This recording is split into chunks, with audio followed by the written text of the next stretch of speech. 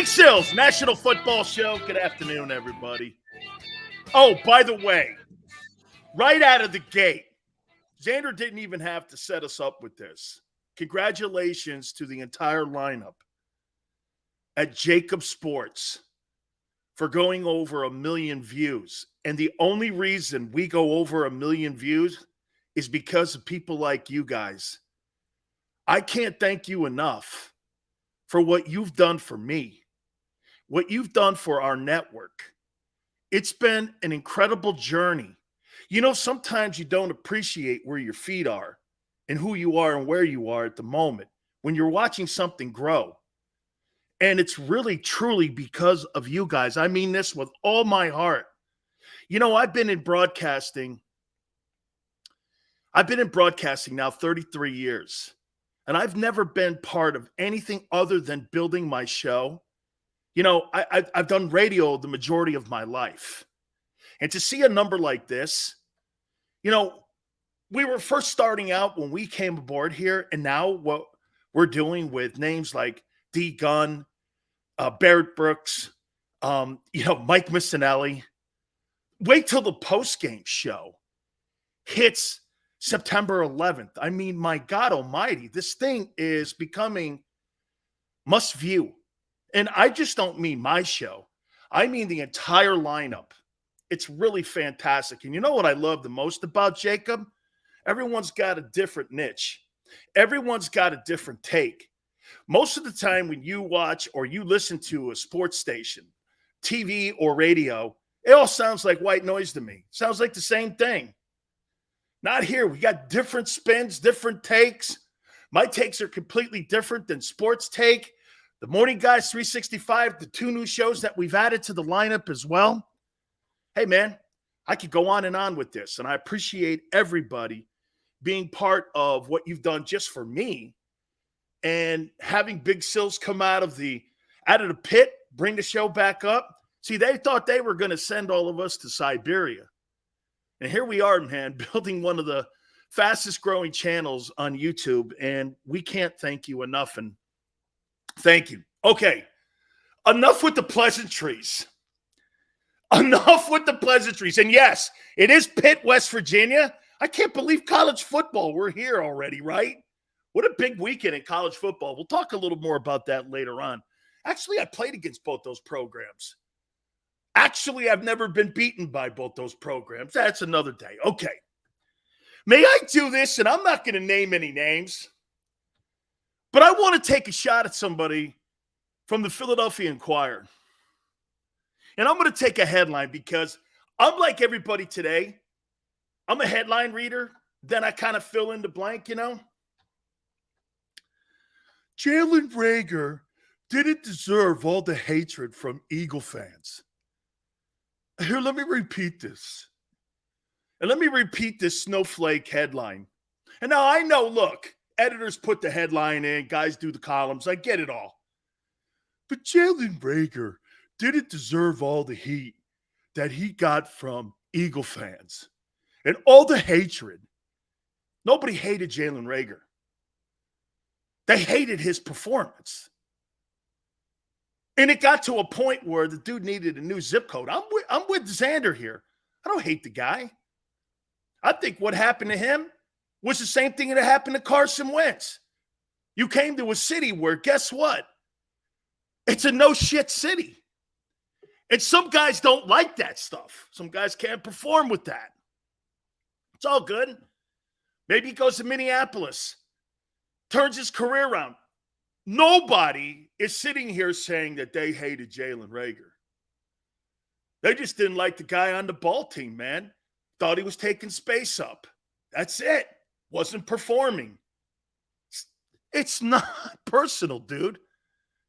It's strictly business. That's what Eagle fans are. That's what true good football and sports fans are. Hoss, it's got nothing to do with whether or not you're a good guy or not. It has really nothing to do with it. You want to know the difference between Philly and Los Angeles? Here's what they're doing for Russell Westbrook. You know, Russell Westbrook doesn't deserve all the heat that he gets from media people. You know, it was a bad season, but let's see if he Dude, in Philly, that guy gets killed. He gets killed like Ben Simmons. And not figuratively. Please, snowflakes. You know where I'm going. You're going to get hammered for your performance in cities like Philly, Boston, and places like that. You're going to get hammered. You don't perform? Dude, I'm not trying to date you. I'm not trying to date you here. Okay? This is all about performance. And Jalen Reagor needed a new zip code and a new scenery. Minnesota, great. Howie moves them. They got picks. See what he does with the picks. Maybe they land on somebody. Maybe Reagor performs well in Minnesota. And the thing turns into a 4th-round pick, which is a good pick. Who knows? You know, time to move on, man. I read that article. I started laughing. I'm going, he didn't deserve all the hatred. Okay, guy. Whatever, dude.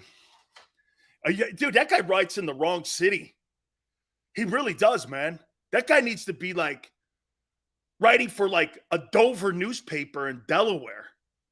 I mean, hey, does everybody hate Jalen Reagor? I don't know Jalen Reagor from a can of paint, guy. I don't know him from a can of paint. All I know is his number sucked. Time to move on. That's all that was, man. Jalen Reagor and the hatred. Hatred? I don't know the kid. I don't know him to hate him. I just hated the way he played. Dude, it's crazy. Matthew, either you perform well in bed or we invite someone new in. Merry Christmas. Okay? Merry Christmas. All business, baby. Okay? You mean literally. Thank you very much. I can always use an internet English teacher, as you can tell, Rage. Thank you so much. I appreciate it. Hey, Sil, sorry to tell you Hurts about to prove you wrong. GT, we got a Hurts topic here. We got a Hurts topic. And it's all because of Russell Wilson. I'm going to get to it here in a minute, okay? Let me ask you something before we get going, though. Please hit the like button. What's the identity of the offense going to be? I know what it was last year. Run the pill. Run the pill. What's the identity of this football team going to be as they get ready for the first week of the season against the Lions? I disagree with Barrett Brooks. I think this game's going to be close, but I do agree with him on this. It better not be. Or we may have a problem. Okay? I think that thing is going to be competitive. Eagles win, but the guys in Vegas only got it 4 points. 4 points? I thought the Eagles had a dominant roster. Guys in Vegas who put the money on the table, they got different ideas about your Eagle team. All right. What's the identity? GT, run the pill. RPO? Who runs an RPO offense in the NFL? Dude, this isn't Oklahoma State. This is the NFL. RPOs, Nathan? Who in their right mind wants to run RPOs in the NFL? Come on, man. Look at Rage. Passing. Look at Peters. Balance. Okay. Balance. Okay. 60-40. They want to pass. Hey, I want a Ferrari, but I can only afford my Hummer right now. Hey, okay? Unless we get the 4 million views a month, Xander's not getting me a Ferrari, okay? Not anytime soon until we get to that 4 or 5 million view, all right? When I get there, I'm good. But right now, Big Sills is in the Hummer. Okay? Chip Kelly, I like it. Actually, that's kind of true, isn't it? They want the offense to look like Chip Kelly. They want it to look like that kind of style, don't they? Hey, I can get you and AMG at $4 million, $10 million for the Ferrari. Okay, let's keep plugging away, man. RPOs, man. Are you kidding me? I don't ever want to hear RPOs and Philadelphia Eagles ever again in the same sentence. Please don't throw that at me. I want a professional offense. I don't want a gimmick or a college offense to try to win the NFC East. 30 pass, 20 run, 50 plays. Usually it's around 71 plays. Hey, Paul, Jeff McClain usually has good stuff, but man, is that a stupid article. Dumb. I mean, why are you hating on Jalen Reagor? Why are you hating on him? Shut up.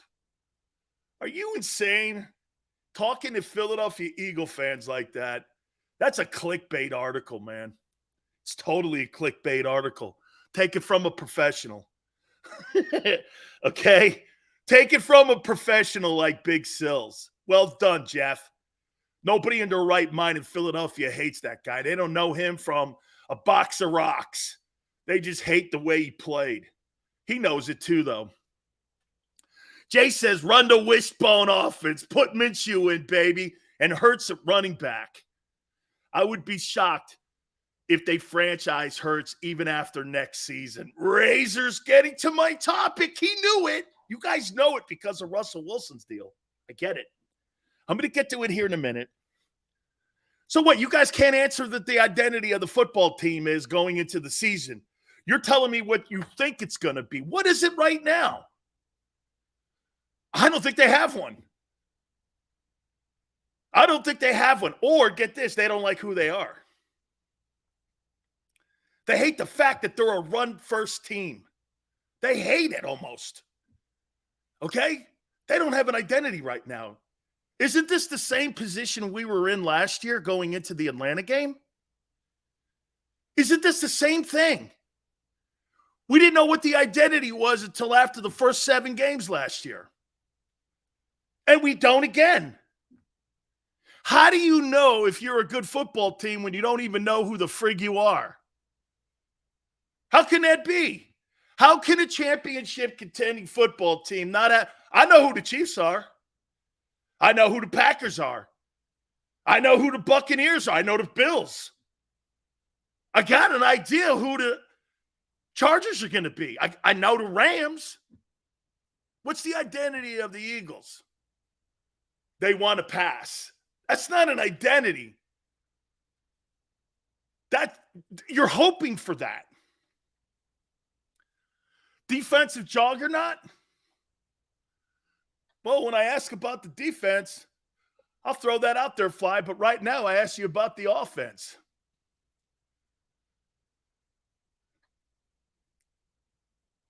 Please read. There was a post Jalen Reagor landing in Minnesota, and when the plane landed, Reagor jumped up and said touchdown. To be the first one he scored in 3 years.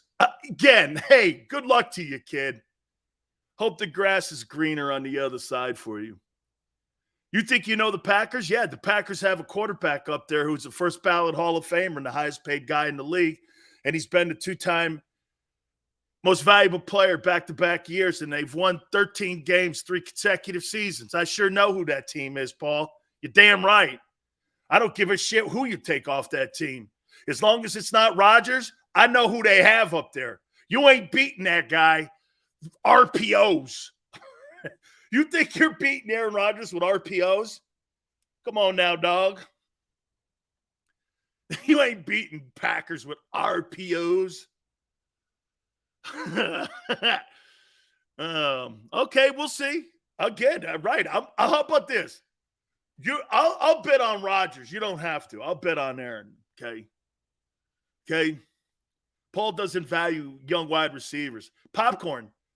The Packers have developed wide receivers for the last 40 years because they've had 2 exceptional quarterbacks in the building. When you have quarterbacks like Brett Favre and Aaron Rodgers, you don't have to waste first-round picks on wideouts. Those guys will develop second-rounders like Devontae Adams was a second-round draft choice. He wasn't a first rounder. 65% of the all pros and pro bowlers in the last decade have not been first round wide receivers. Do you know that? There have been more non-first rounders to make the Pro Bowl than first rounders. What does that tell you? If you got the right guy throwing the ball, you'll be all right. If you don't, well, then you make mistakes like you do in Philly. Okay? We definitely know the Titans. Remember the Titans. So you guys today on September 1, hey, dude, we're 10 days out from the start of the season. You don't know the identity of your football team? You don't know the identity of your offense. Sounds like last year to me. We were asking the same question. I went back and looked at my notes. We looked at this. It was the same stuff. We're almost repeating it here. Almost repeating it. Well, they want to throw the ball, but you know who we are. We're going to run the ball. All right. So on September 1, we have no idea what the offense is. But they've gotten better. But you still don't know who they are. Has their passing game gotten better? I don't know. Has the quarterback gotten better? I don't know. Has the running game gotten better? Well, it doesn't really have to get that much better. They were number 1 a year ago. That's kind of who you are still. You're not a passing team yet. You're still a dominant running team because your quarterback is your number 1 centerpiece when it comes to running the ball. Jalen Hurts is your top running back. It ain't Miles Sanders. Like, let me ask you a fair question here. Before I get to Jalen, who leads the – no one's asked this question, Xander. Who leads the Eagles in rushing this year? Who leads the Eagles in rushing? Jalen Hurts, Miles Sanders, or some other dude? Gainwell. Okay. Gainwell. We must be talking about a guy not having 1,000 yards. The offense is balanced attack. It is? Since when? Oh, that's right. You guys added AJ. So that must be balanced. Jalen improving. Okay. Jordan Howard, of course. Hopefully it's Gainwell. Big Sills, the king of the media trolls in Philly. Congrats. Thank you, Jet. Thank you. Boston Scott. Wow. Boston Scott's going to lead the Eagles in rushing. Kareem Hunt. You're not getting him. Stop with that. So answer the question. Who leads the Eagles in rushing this year? Jalen Hurts for a second straight year? Or is it going to be Miles Sanders or someone else? You can't answer this question. You ain't improving in your passing game. My take? I think Jalen still leads the Eagles in rushing. What does that mean? If he leads the Eagles in rushing, your passing attack did not get better. It did not get better. It didn't.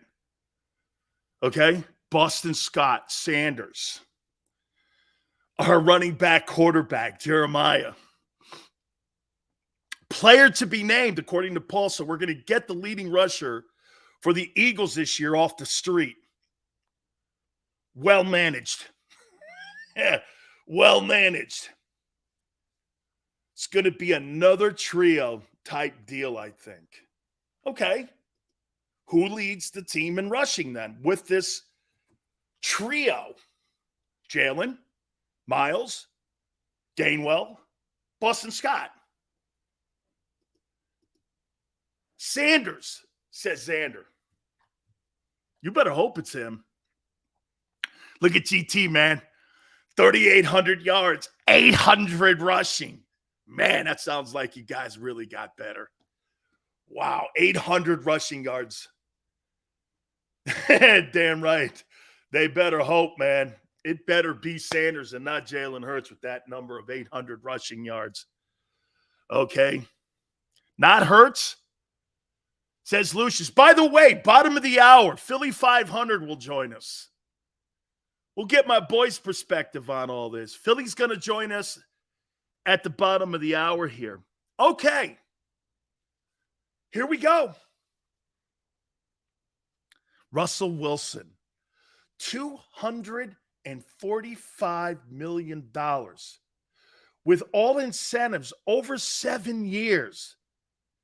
Could reach a tick under $300 million at $296 million. 165 of it guaranteed. By the way, that's a win for the NFL. He's 33 years old, and that's a pretty big win, but it's a win for the NFL. Why is that a win for the NFL? Because Russell Wilson didn't get a fully guaranteed contract like Deshaun Watson did in Cleveland. People thought there might be a run on that. And you see, this is what Lamar's family, are hoping was that, get this, that Russell Wilson signed a guaranteed contract because it would have been back-to-back contracts that were guaranteed fully. That's a win for the league. That's a loss for the players, especially the quarterback position. Helps you because, again, that's going to be just a one-off on Deshaun, in my opinion now. Russell Wilson doesn't get a fully guaranteed deal. Now, well, Joe Burrow, that will be another conversation. Hat on a hat. Thank you for coming aboard as a first-time member. People, please hit the like button. You got Lamar Jackson out there too. Okay? Thank you very much, man. I appreciate you becoming a new member of the program here. Eagles won the Super Bowl using an RPO system for Foles. Yeah, Anthony. Foles is a superior passer to Jalen Hurts. That's Tom Brady. He ain't you're not under the same misguided thought that Jalen Hurts is as good a passer as Nick Foles, are you? If Jalen Hurts had to win a game, a Super Bowl, just throwing the ball, you're getting destroyed. He's got to use his feet to win games. That's Nick Saban. Okay? All right. Wilson gets 245. Let's just look at that number now. Where's Jalen in here? What's his market value? What do you think his market value is today, going into the season? Not at the end of it. Let's start with a benchmark. Tell me what you think your quarterback is worth right now. Right now, today, with what he's proven and what he's accomplished. This could be a great conversation here. Because you got a quarterback in Baltimore, and you got a guy who just signed, and you got that dude in Cleveland. Look at the money. It's in the $46 million range. Okay? Now, but look who you're talking about. Deshaun Watson, Lamar Jackson, and Russell Wilson. This kid ain't in that group.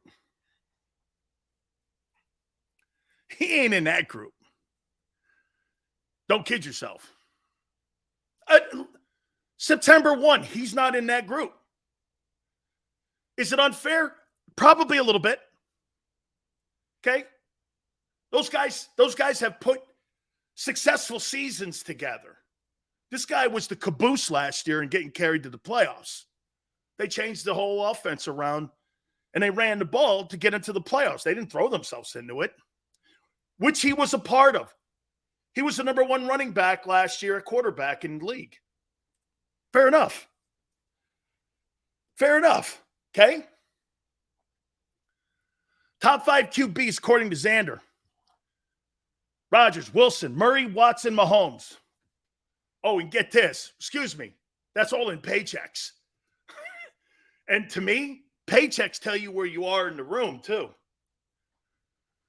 So you think Jalen Hurts today is worth $18 million? GT says $40 million Jalen Hurts is worth today. Wow, you must be working for Howie Roseman. I'm asking you, hey, big picking. It's just a conversation. How much do you think your boy's worth today? How much is he worth on September 1 going into the season? Flex says 30 to 35 million. Anything less, let him get humbled on the open market. Hurts as of last year's performance, 15-20. Look at Rage, man.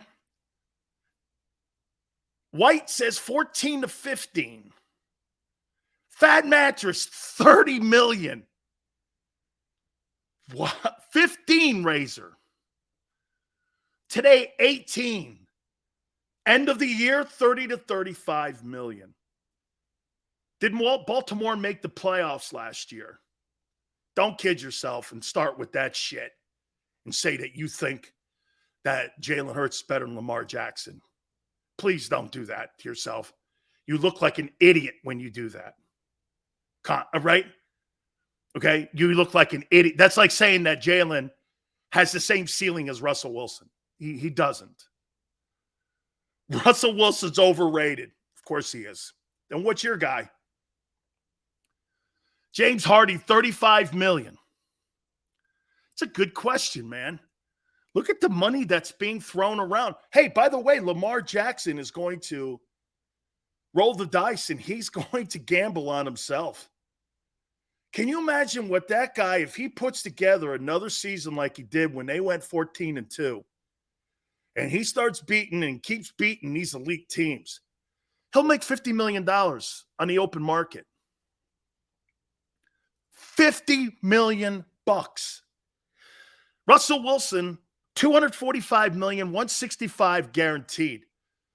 Lamar Jackson, if he gets through the season and has like a year he did a couple years ago, he'll be making $50 million a year.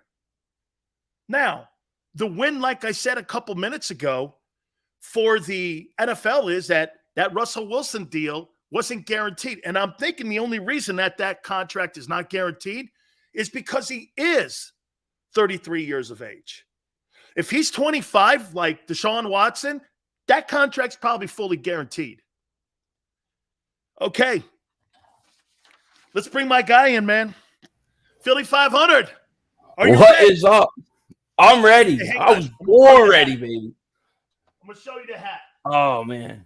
Which one do you want? I'm sending Philly 500 one of these hats. Which one do you want? Man. The one on the right.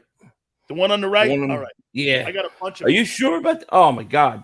Dude, Jerome Brown, one of my favorite players of all time. You know what I should do, Philly? I got about 100 of them. Wow. I should probably give them away, like, throughout the season. That's a Jerome Brown hat. Only if they win. For every win, I give a hat away. Well, then you're going to be giving out a lot of hats, baby, because we're winning a lot of games. That's right. Hey, man. All right. So, listen, I started this off. Russell Wilson signs a contract for $245 million, $165 guaranteed. Lamar Jackson, obviously, is going to try to play through the season. Maybe they get it done in the next 10 days. And we just saw what happened with Deshaun Watson. On September 1, in your opinion, Philly, what do you think the value of Jalen Hurts is today going into the regular season? If you were to write him a check, what do you think his value is? Right now? Yes. If I'm projecting forward a little bit and being positive about it, I think right around the $40 to $45 million range. If you're going to extend them, to me, if the Eagles come up and say, well, he's only worth about 30 to 35 million a year, then it's not worth keeping him. To me, he's got to fit that upper echelon to go pay a quarterback that kind of money. But if I have to project this year what I think he's going to do, I think he'll be about 40, 45 million. I think so. Look, that's the benchmark. And know this. The franchise tag, do you think that Howie would go through the franchise tag before they would extend him? Or do you think that they would extend him? You see them paying him $200 million. Well, I mean, it depends on performance, but I don't think there's any way that the Eagles are going to go and let him go into the last year of a contract and not decide. I think they decide one way or the other this year. They got 2 first-round picks, right, with this upcoming draft. And, you know, the Eagles, look, they know how to Howie knows how to work these contracts. It would cost him way more money if Jalen Hurts goes out the final year of his contract and plays as a top 10 quarterback, then you're going to have to franchise him and pay him what, as a top 3? I think they make their decision this year one way or the other. You mentioned him. What does Howie Vision mean to Philly 500? How he do that? Offseason? How he do that? That's what I want. How he do that? Because I'm telling you what, I'm falling in love with this guy. You know, I can't help it. Gotcha. The thing is I don't know that I necessarily like his drafts, right? I don't. Yeah. But Look at the 2020 draft, Philly. I mean, it's not the best. But I was thinking about this, Sills. I was up after that, you know, after they made, especially the Jalen Reagor trade, after it looked like we weren't going to get anything for him or be able to move him. I was thinking to myself, I kind of love this guy because, yeah, he may screw up the drafts, but he gives us so much material in the offseason because he's always doing something. He's always active. He's not going to stand pat, okay? I think he's very entertaining as a guy who makes videos and talks about him on YouTube all day. I think any other GM could be a lot more boring than him. He's always going to do something. So on that level, I kind of love the guy. You know, I kind of do. I'll tell you this too, man. Philly, when I look at what he's done this offseason and how he's constructed the team and how economically sound it's been, know this too. These are not 35-year-old dudes looking for their last meal as an NFL player. These are 24, 25. They're like one of the 6th youngest teams roster-wise in the NFL. And I made this statement yesterday, and you tell me if you agree or disagree. I don't know if they're the most talented roster in the NFC, but I'll tell you this, they're the deepest. And that just may win it by the end of the year because we all know the war of attrition is how that 17 team actually won it too. Mm-hmm. They were just deep in the most important positions. Is that fair? I think it's very fair. I think it's very fair. I think they are very deep for most part. There are a few positions that I still think they need some help on. I still think you need another running back. I still think you need another tight end. And I do worry about the cornerback depth a little bit. But, I mean, you can't fix everything in one season. And I expect Jalen Hurts to have a good year and get an extension. That's my expectations for him. But let's say, just for argument's sake, he doesn't. Well, any quarterback that they go out and get, look at what they're getting plugged into. I mean, 2 receivers, tight end, best offensive line. I mean, this is going to be a dream situation for any quarterback. So they really have set themselves up. And Howie, I mean, to me, he's got the Cowboy fans sweating today. You know that? Yes. They are like nervous. Like I did a video saying Howie Roseman exposes the Cowboys front office because this is a team with Dak Prescott that should be trying to win. They can't do anything. Meanwhile, he's running circles. Oh, I need a safety here. I need to trade Jalen Reagor. He got rid of J-Jaw and Jalen Reagor in the same year. That's a guy who's saying, hey, I'm not afraid to admit my mistakes and fix it. And then get this. He sends J-Jaw to Seattle to be with DK Metcalf, who we should have drafted. Then he sends Reagor to Minnesota to be with Justin Jefferson, who we should have drafted. He took it to them. Now they're going to have to look at those guys every day. I think he's genius. He's an evil genius. You know what, though? Big Pickens just said this about you. You have a psycho relationship with Howie Roseman. I do. No, he's not wrong. I have a love-hate with Howie. I do. Because he infuriates me with some of the draft picks before, you know. And you got to think about Howie's history too, right? He takes over for Andy Reid. There was a time where it was known that people like football guys did not want to work with him. We heard that for a long time. There were GMs, they didn't want to work with him. He's not a football guy. The whole thing with Chip Kelly, right? Then he comes and he fixes everything, wins the Super Bowl, and then he kind of just screws us up for the next few years. We're going to salary cap hell, and then he went and fixed it. So I have a love-hate with him, but I have to admit, I think he's the best GM in terms of trades, in terms of contracts. I just don't like some of his drafts. I don't necessarily trust him. I will give an official apology if he has one more good draft. I will put a suit and a tie on, and I will apologize to Howie for every bad word I said about him. Can I give you here's my assessment of what's happened to him over the last 3 years. And I love what you just said, because I had a personnel guy on with me yesterday. And the number one thing he said, the same thing you said, Howie Roseman is not a personnel guy, but what he's done the last couple of years. And to me, I think since that 4-11-1, the whole Doug Peterson, the whole Carson Wentz, Philly, you've been following this team way longer than me, with more passion than me. And I'll throw this into you. I think he's gotten better at listening to the people around him. And get this, that's why you see the Andrew Berrys, the Joe Douglases getting jobs, because if those guys are getting jobs from his front office, the guy Waddell is now the assistant general manager in Pittsburgh. And I think these last 2 years, I think they've given him a new light on how to build this team, listening to the personnel guys. And like you said, he's a wizard at the contracts. He's a capologist guy, so he sees what the team – Howie's got a vision already of what the team looks like in 2 years because of these draft choices he's got last year. Am I right when I'm saying that? He's a better GM today than he was, say, even at 17. Yeah, without question, especially because if you look at the last 2-year drafts, it looks like he's hit on a lot of picks. And I think that only comes from listening to your scouting department, your personnel department. So yeah, I would say so.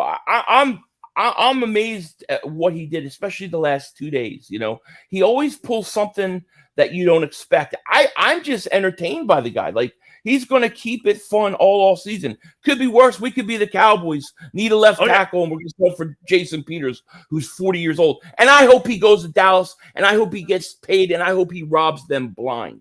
I do. Philly, I'll tell you, man, I want to know why you're such a fan of Jalen Hurts. I mean, there's a lot of people out there that, you know, are just headstrong with the guy. And believe me, I see all the things of the portrait too, and I believe it all. But here, when I hear the word potential, that means you haven't done it to me. You haven't done it yet when I hear the word potential. Yeah. Why are you so high on him? LB and all you guys are so high on him. What have you seen so far that makes you say that this guy here is the answer at quarterback? Well, I mean, I like I said, honestly, I can't tell you for sure that I know he's the guy or not. I'm not that confident. But the thing about Jalen Hurts, I guess, for me, that makes me believe he is going to be, it's the stuff on the inside. It's the leadership. It's the intangibles. It's the work ethic. You know, a lot of these guys are all very talented when they come to the NFL, but it's like, you know, you need that something inside you. You need that mental ability. You need certain things inside that you can't teach. I believe Hurts has the things you can't teach. And I think that gives him a good shot to be the guy. It's the things on the inside with him. It's not necessarily he has the biggest arm or anything like that. It's the stuff on the inside. That's why I can buy into him. I think he deserves at least a chance. I can't say whether he is. He's got the Brady intangible in him. Yeah. The hard work, the dedication, I do. The understanding who he is. I call it the Brady intangible. Yeah, I think so. And if you look and watch how his teammates respond to him, I mean, you know, I don't think Brady. You can teach. Yeah, I don't think that is something you can teach. You know, you can teach mechanics, you can work on your accuracy, you can work on those things. The stuff inside, you know, maybe some of the stuff that Carson Wentz didn't have that we didn't realize at first. It doesn't. He has. And yeah, I think Hurts has that. So that's where I have a lot of hope in that he's going to show us something, because people can't measure that. They can't watch that on tape, you know. Here's my concern with that, though, okay, when we talk like this. Okay. San Francisco went through the same exercise the entire offseason, telling us how great Trey Lance looked, how wonderful he is. A little came out and said he's got everything. Trent Williams came out and said, this guy is going to be our guy, this and that. But at the end of the day, at the 23rd hour, as the season was getting ready to start, Philly, what did they do? they brought back Garoppolo because you know why? They watched the final preseason game, and they said that as much as they were pumping him up, just like the Philadelphia Eagles have been pumping up Jalen Hurts the entire offseason, there's been, and I think you should be giving good vibes to everybody in the building for what's happening. There's nothing negative. I'm not there with that. All I'm saying is I get a little cautious when I hear people overselling me a car. Yeah, well, no, I think that's fair. But I gotta tell you, man, my perspective is everybody seems to be crapping on him more than like I hear more people kind of like, well, you know, the Eagles are good, but they have Jalen Hurts. The Eagles could do this, but they have Jalen Hurts. So I don't feel like I'm being sold something. I'm being told I should overlook something. So you think they look at him like the Raven team with Trent Dilfer? Hey, absolutely. The Ravens are good, but they have Dilfer to deal with. I hear more of that than anything else, you know. So to me, like I said, I don't know if he's the guy or not. I thought he did enough last year to deserve another year. We're gonna see, but I like the stuff inside so far. I think that gives him a legitimate shot. And then you put a talented team around him. Yeah, let's see what he can do. You know, I'm open to it. 3 last questions. Who leads the team in rushing yards this year? Jalen Hurts, Miles Sanders, Boston Scott? Because I think this is indicative of how this team progresses as a passing team. If Hurts is the leader, in my opinion, Philly in rushing again, I don't think the passing game improves that much. Yeah, I agree. I think it's Miles. I think it's got to be Miles. I'm very concerned about him and his injuries. I know he returned to practice today, but I think if Miles is healthy, I think he'll be the guy. I really do. I don't think they're going to run as much as they did. I think if they're running like they did last year, I agree with you. I think that's not a good sign at all. Who leads the team in sacks? Hassan Reddick.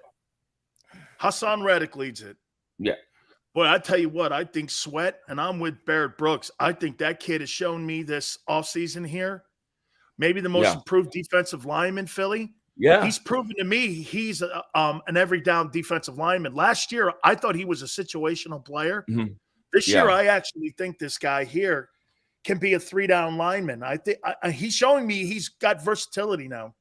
I like him. I think he's gotten better every year. I see him as like I guess I see him around like 8 to 10 sacks. I think Reddick is somewhere like around 10 to 12. And the reason I give it to Reddick is he's done it in 2 different places. Absolutely. That's a great. Who leads the Eagles in receiving yards? Devontae Smith. Devontae Smith is going to be the guy. He's the man.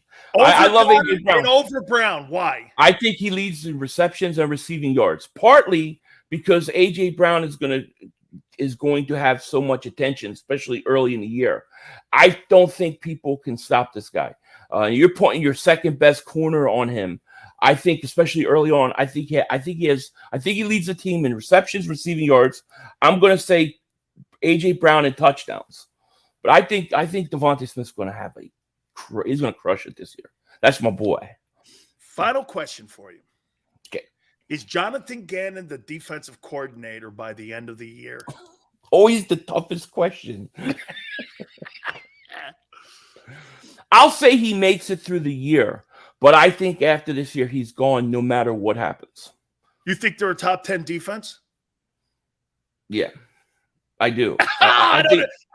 How come I'm not buying that from you, dude? I was thinking about the acquisition of Chauncey Gardner-Johnson. I think that changes things because I think that was a huge upgrade for the Eagles. So I'm going to say yes. Now, Jonathan Gannon is a concern. I think a lot of whether they could be top 10 depends on his aggressiveness. If he's sitting back and he's not blitzing, he's not going after getting the quarterback, then we're going to have a problem. Okay, man. Your boys get them cigars ready. Get them cigars ready. Hey, man, we may be for every time they win, we're gonna have to smoke a cigar and do a shot. Oh yeah. What do you think? I'm game. Yeah, let's do it. I'm ready. Philly, you're awesome, man. I appreciate it, brother. Hey, tell people how to get in touch with you, man, so they can watch your stuff too. Just type in Philly 500. You'll see it'll say Philly 500 meltdown, or it'll say something like that. Just click on it, and you'll see my beautiful Denzel Washington looking face. But I appreciate you having me on, man. I appreciate the hat too, man. I'm very excited about that. Love Jerome Brown. I'm going to send that to you, man. You spend time with us, Big Sills. Make sure he goes out of his way. By the way, too, man. You and me with rants. I like it, man. I like it. I appreciate it, brother. We'll catch up again. Awesome, man. That's my boy, Philly 500, man. Please hit the like button. Okay. We're going to go over all the things he said here. Hey, do me a favor also. If you are hurt or injured on the job, Morgan & Morgan is your firm that will take care of you and your family when it comes to fair compensation. I promise you, there's not an attorney firm in the country that will take care of your family. For the people is not just a slogan. This is who they are and what they do. With over 800 attorneys strong and offices in Philadelphia, New York, and in Florida, nobody's going to protect your family like Morgan & Morgan, and there's no such thing as a small case. No such thing. Call them at 800-512-1600. That's 800-512-1600. The call is free. The consultation's free. 800-512-1600. And when you call Morgan & Morgan, do me a favor, tell them Big Sil sent you. When choosing a lawyer for your injury case, you may ask, does the size of the law firm matter? Well, of course it does. The insurance company, they're huge with unlimited resources. And whether your case is big or small, they're built to bully you out of the money you're owed.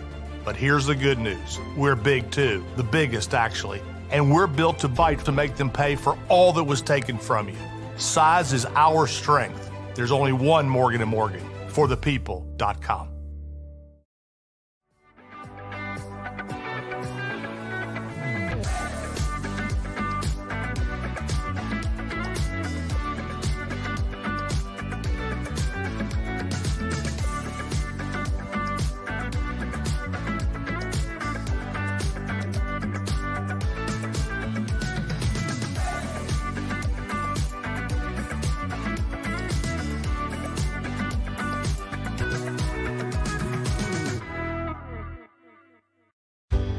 Go passionately. Go fearlessly. Go confidently. Go Birds! Go confidently towards your goals with First Trust, Philly's hometown bank for nearly 90 years, and the official bank of the Philadelphia Eagles. We're focused on getting you over the goal line. So go with conviction. Go with trust. Go Birds! And go forward with us by your side. First Trust Bank, the official bank of Philadelphia dreams. Oh, and go Birds.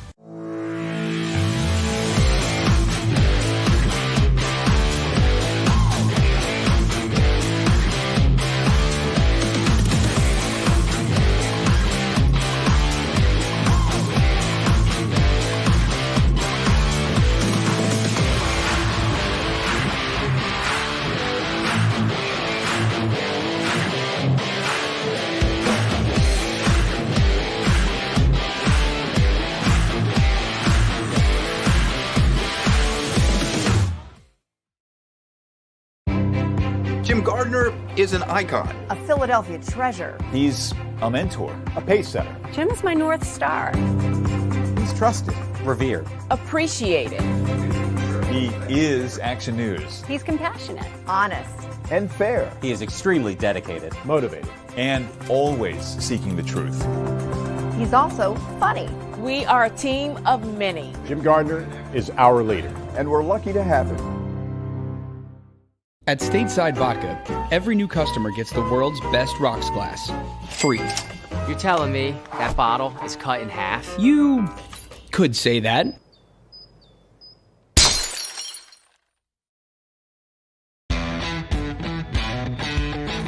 Go for the pulls and the pools.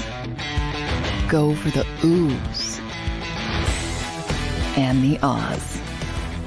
Go for the bubbles and the bubbly. Go for the story and the stories. Go for the win. Go to Ocean Casino Resort. Book your trip at theoceanac.com.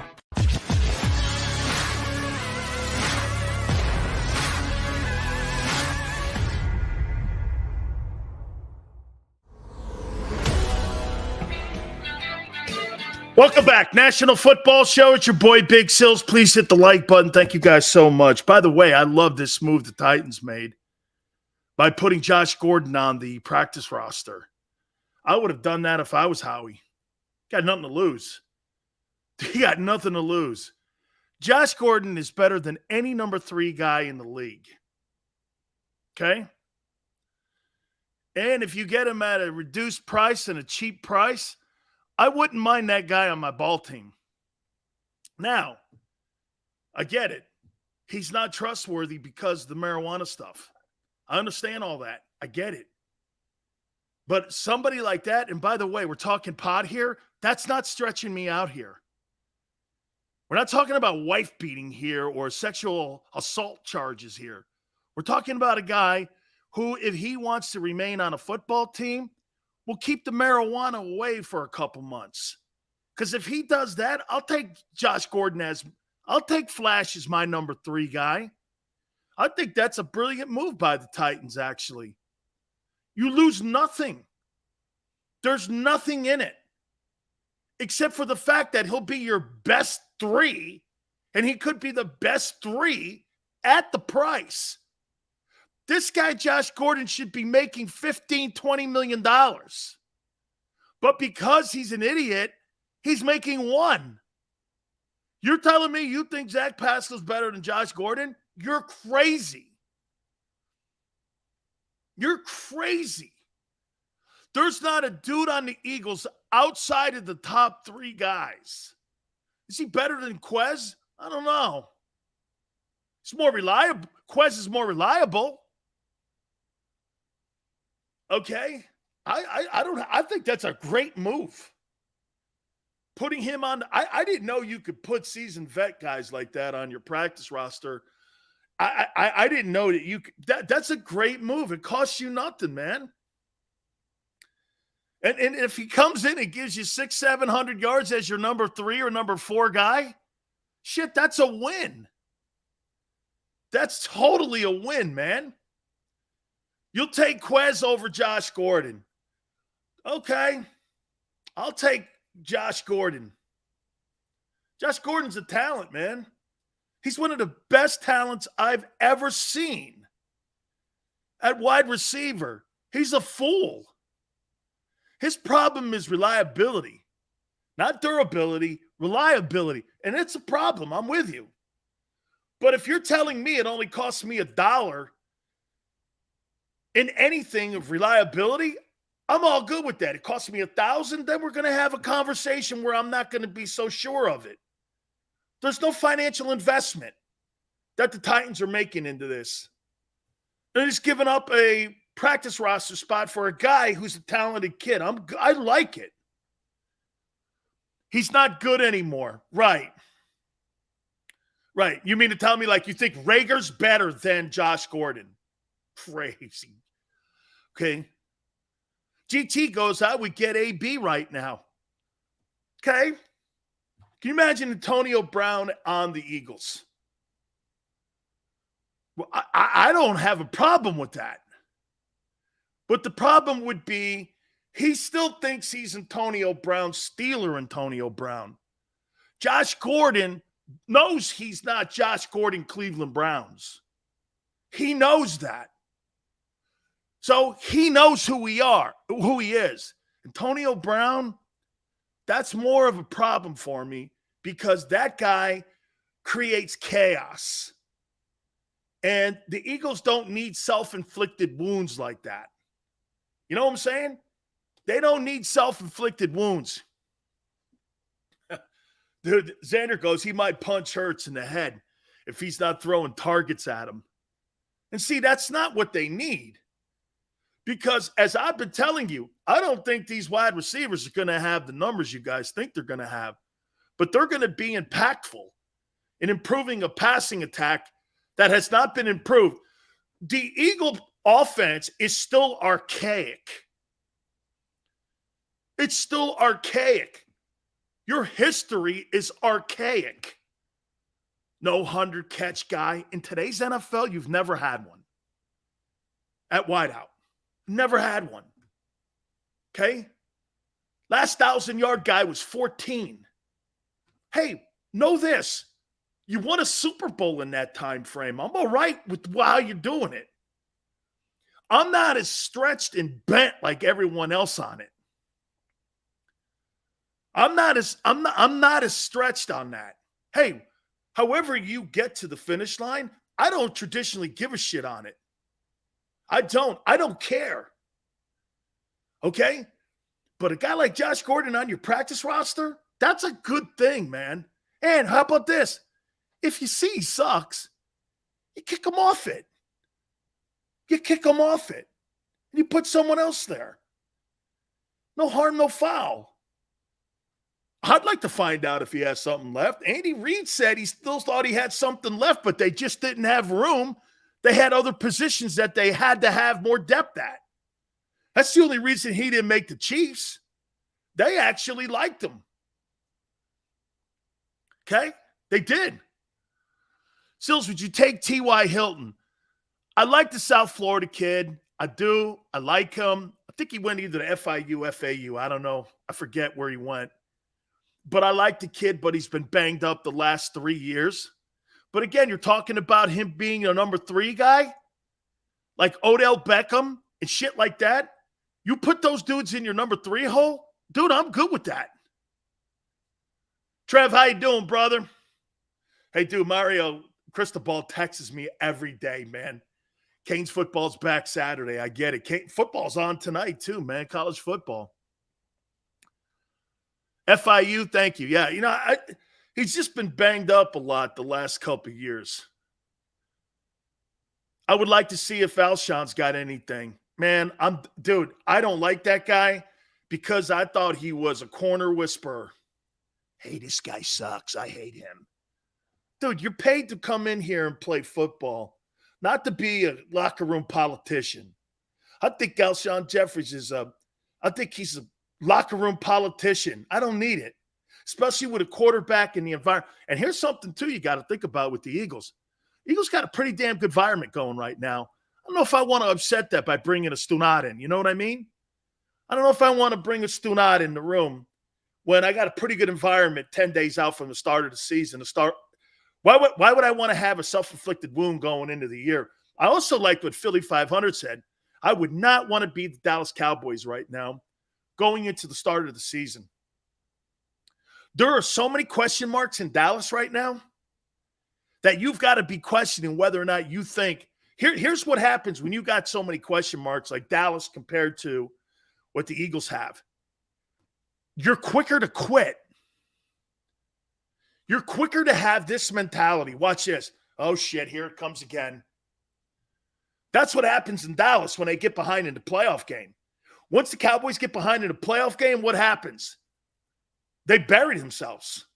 Penalties, illegal procedure, pre-snap penalties, offside stuff. You start seeing that shit and you go, they start self-inflicting wound themselves, you know? And you're quicker to do that. You got a team like the Eagles, you're going to grind a win out. You're going to grind it out. Because you think you can beat people in a fist fight every time you step into the ring. That's what the Eagle mentality is right now when they go into the start of this season. They know they're in every fist fight with every single person on this schedule. There's not, hey, and I will give you this. You're not going to win every game. But I'll tell you this. Every single one of these opponents you have, tell you what, man. You're going to be in a fist fight with the Eagles. Packers included. Titans too. That's going to be, hey, that Titans game is actually going to be a football game that you may need 2 mouthpieces. Of all the games that you have on your schedule, that Titans game may be the most physical game that you play all year. You know Mike Vrabel's going to show up in a Sherman tank.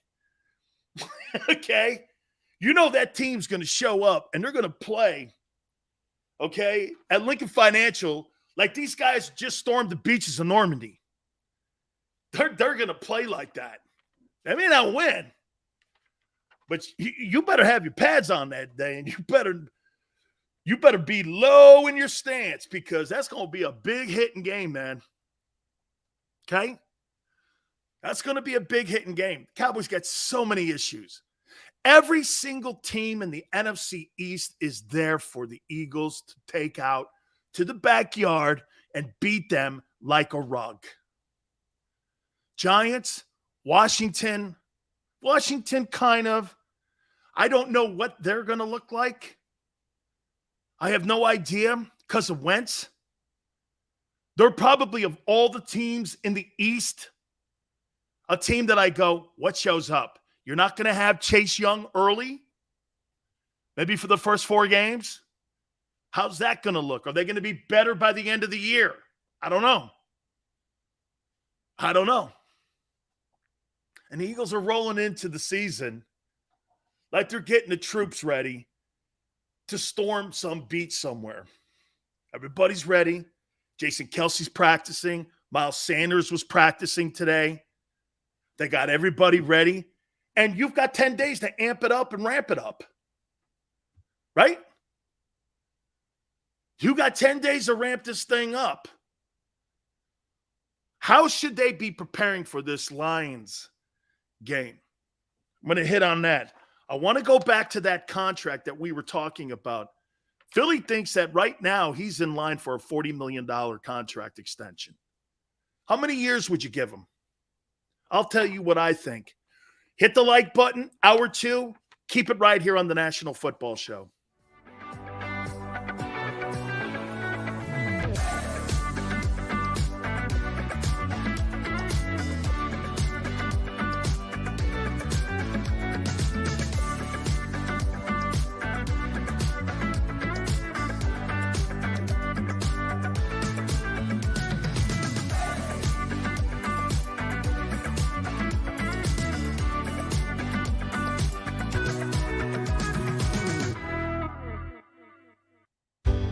Go passionately.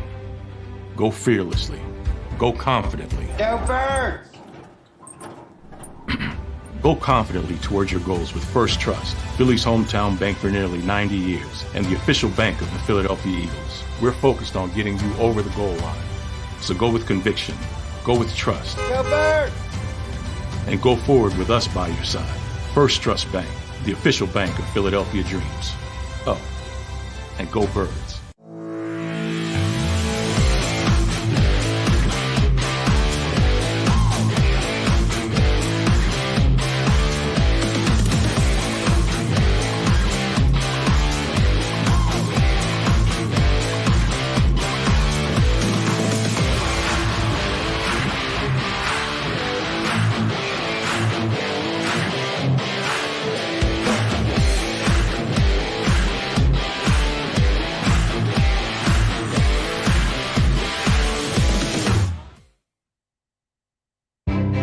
Jim Gardner is an icon. A Philadelphia treasure. He's a mentor, A pace setter. Jim is my North Star. he's trusted, revered. Appreciated. He is Action News. He's compassionate. Honest. And fair. He is extremely dedicated, Motivated. and always seeking the truth. He's also funny. We are a team of many. Jim Gardner is our leader. And we're lucky to have him. At Stateside Vodka, every new customer gets the world's best rocks glass. Free. You're telling me that bottle is cut in half? You could say that.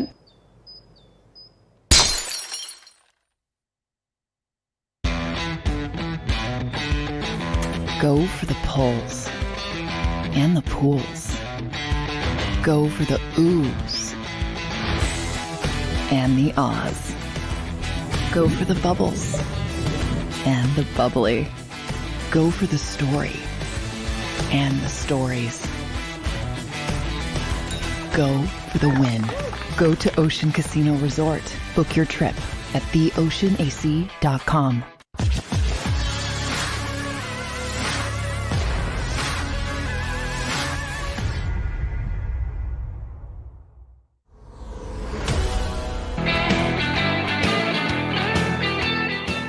Hour 2 National Football Show, your boy Big Sills. Please hit the like button.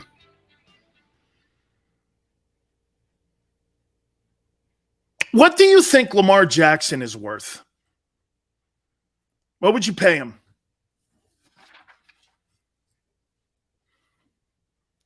What would you pay Lamar Jackson right now per year in Baltimore? Unanimous MVP, led the NFL in touchdown passes, 1,400 yards rushing one year. Went actually two, and also wins. In wins, he was 14-2 one season when fully healthy. Yuri says $45 million. G says $50 million. Fat Mattress 45, $250 million. I'm assuming that's going to be over 5 years. BC, $45 million for 4 years, 120, says Rage. 205, Norris. GT says drop $50 million on him. BC MVP. Dak is turning into a bad investment for Jerry. Well, I completely think he has a massive year this year to show everybody he can win big games. Because Dak Prescott has not won big games. You know, if I'm going to be critical on Jalen Hurts not winning significant games, what's the most significant game that Dak Prescott has won? That Seattle playoff game? Did they beat? I think they beat Seattle in the postseason. That was like 3 years ago. Am I right when I'm saying that? I thought there was like a significant postseason win he had where he beat Russell Wilson. I forget what that was. But I thought he beat Russell Wilson in the playoffs. And to me, that's probably the most significant win that he's ever had. Okay? It's probably the most significant win. Because I really can't think of another one. Dak has done nothing with way more talent. True. Agreed. Agreed. Absolutely agreed. Quite frankly, the only thing you had last year, well, you could say the same thing about Carson Wentz in Indianapolis. Well, that's not true. Well, wait a minute.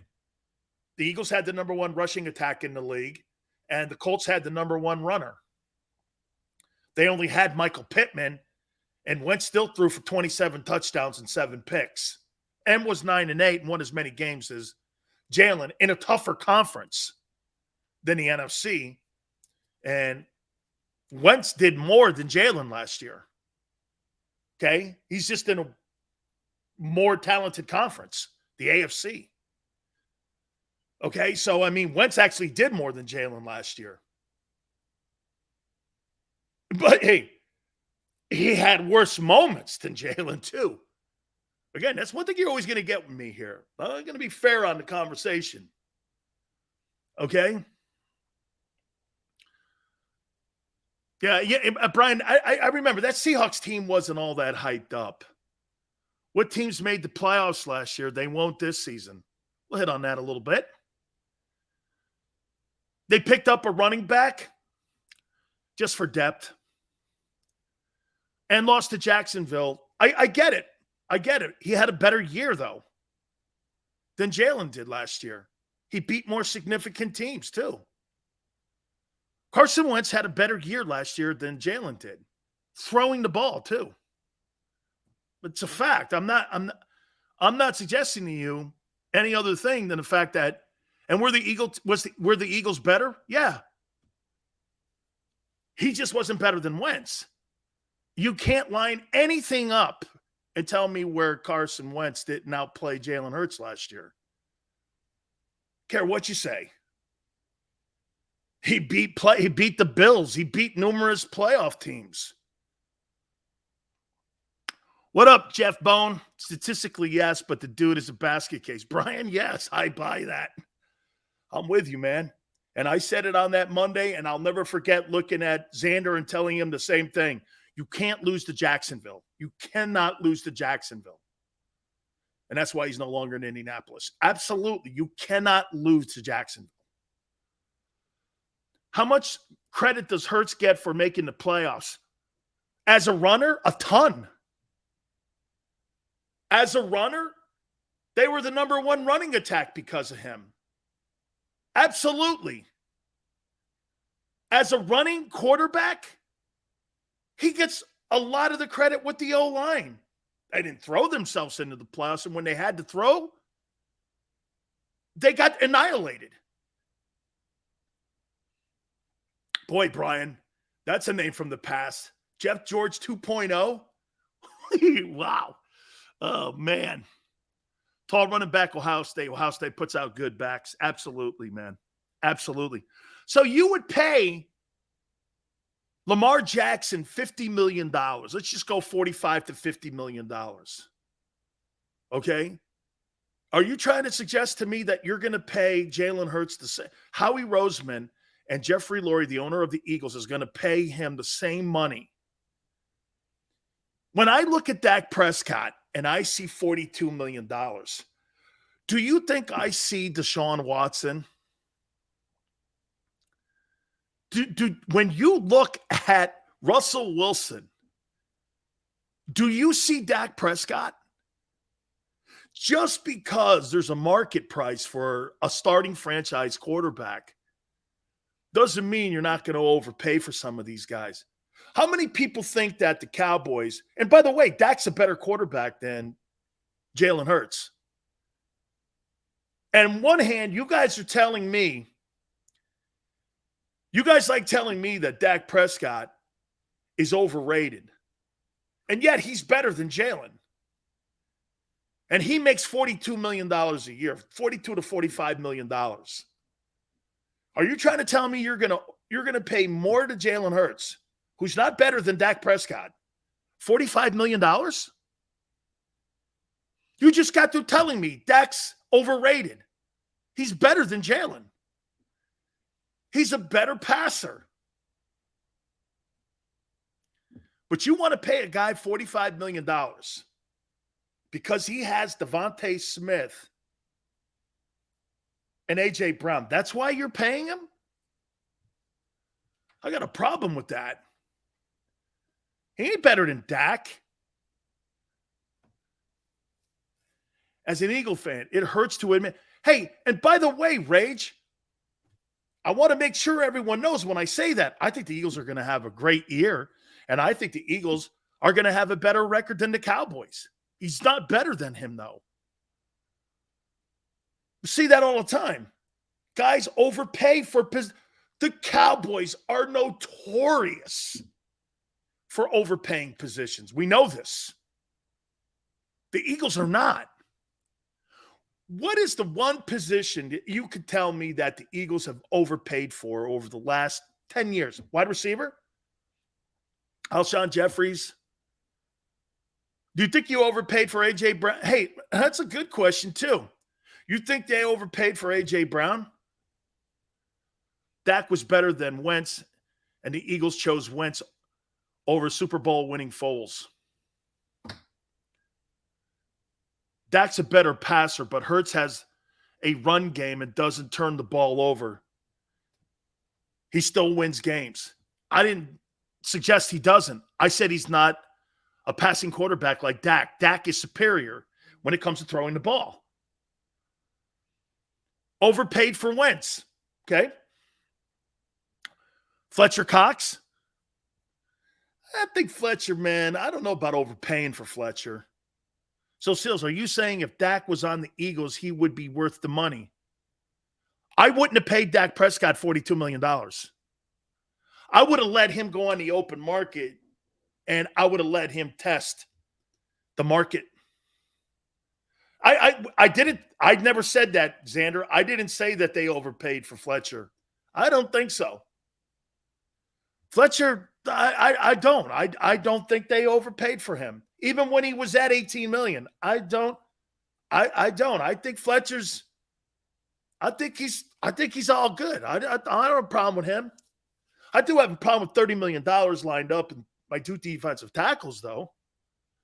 You got $30 million lined up in two players in your DTs, and you just drafted a guy, which means one of them guys is gone. Okay? One of those guys is gone in the offseason. Hargrave or Fletcher. You got $30 million. You got 12.9 lined up in Hargrave, and you've got 14.4 lined up, both of them going into their last years of their contracts too, and will be free agents at the end of the year. One of them guys is gone. They ain't bringing both them dudes back at $15 million. That ain't happening when you just drafted a guy 13th. Use your common sense here.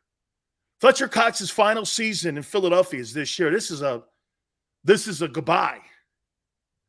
They ain't putting $15 million on him. Now, he may take less money because Fletcher might see something there and put it around incentives. He may be the one staying if he has a comeback season from what he did a year ago. Hargrave's a younger guy. They'll probably keep him, though. And by the way, it's just the league. It's just the way it is. Ndamukong Suh turned out to be a gypsy his last couple of years, going from L.A. or Miami to L.A. to the Bucks. He turned out to be a guy at the end where he was chasing paychecks and championships too. It's no shade on guys. That's what the league is today. It's all good. Okay? He would have to take a huge pay cut. Trey Sermon, I saw that. The Eagles signed him. Good. Got some depth in the running back position. A dude. Josh Allen got Stephon Diggs and got elite. Okay. Jalen Hurts is not Josh Allen. Nowhere near it. Nowhere near it. Never at any time in his life has he ever shown the accuracy as Josh Allen. Ever. Even at Oklahoma. That's something you're either or you're not. Look at Peters trying to get paid by the Cowboys. Good for him. Good for him. What's wrong with that? I don't have a problem with a guy being called. Shit, they tried calling Whitmore, the Cowboys, the guy who just retired from the Rams. That's how desperate they are. What? Are you guys under some impression you don't think that Jerry Jones and Stephen Jones haven't called Howie Roseman on Andre Dillard? You don't. There was no way Andre Dillard was ever getting cut. The Cowboys and the Bucks Giants would have swooped that guy up in 5 seconds. 5 seconds. That guy's not getting released. Quarterback has been our most overpaid position. That's why they're not going to pay Jalen Hurts $45 million. I think they would franchise tag him. Okay? Steven says that Baltimore is not going to re-sign Lamar. Lamar Jackson then will get $50 million on the open market. He'll get $50 million. Who would you rather have in Chicago? A 26-year-old Lamar Jackson or Justin Fields? You're high if you say Fields. Who would you rather have in San Francisco? Trey Lance or Lamar Jackson? You put Lamar Jackson on that 49er roster, they'll go 16-1. You put Lamar Jackson on the Eagle roster, they may go 16-1.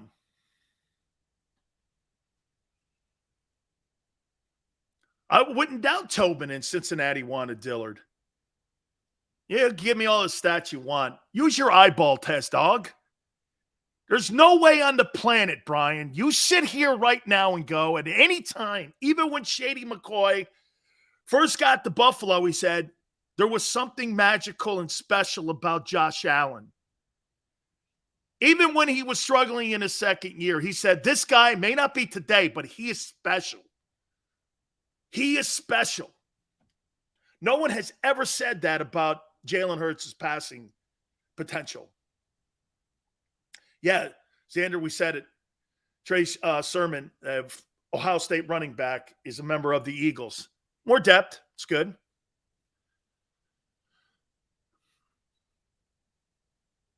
Love Shady. Love Shady McCoy.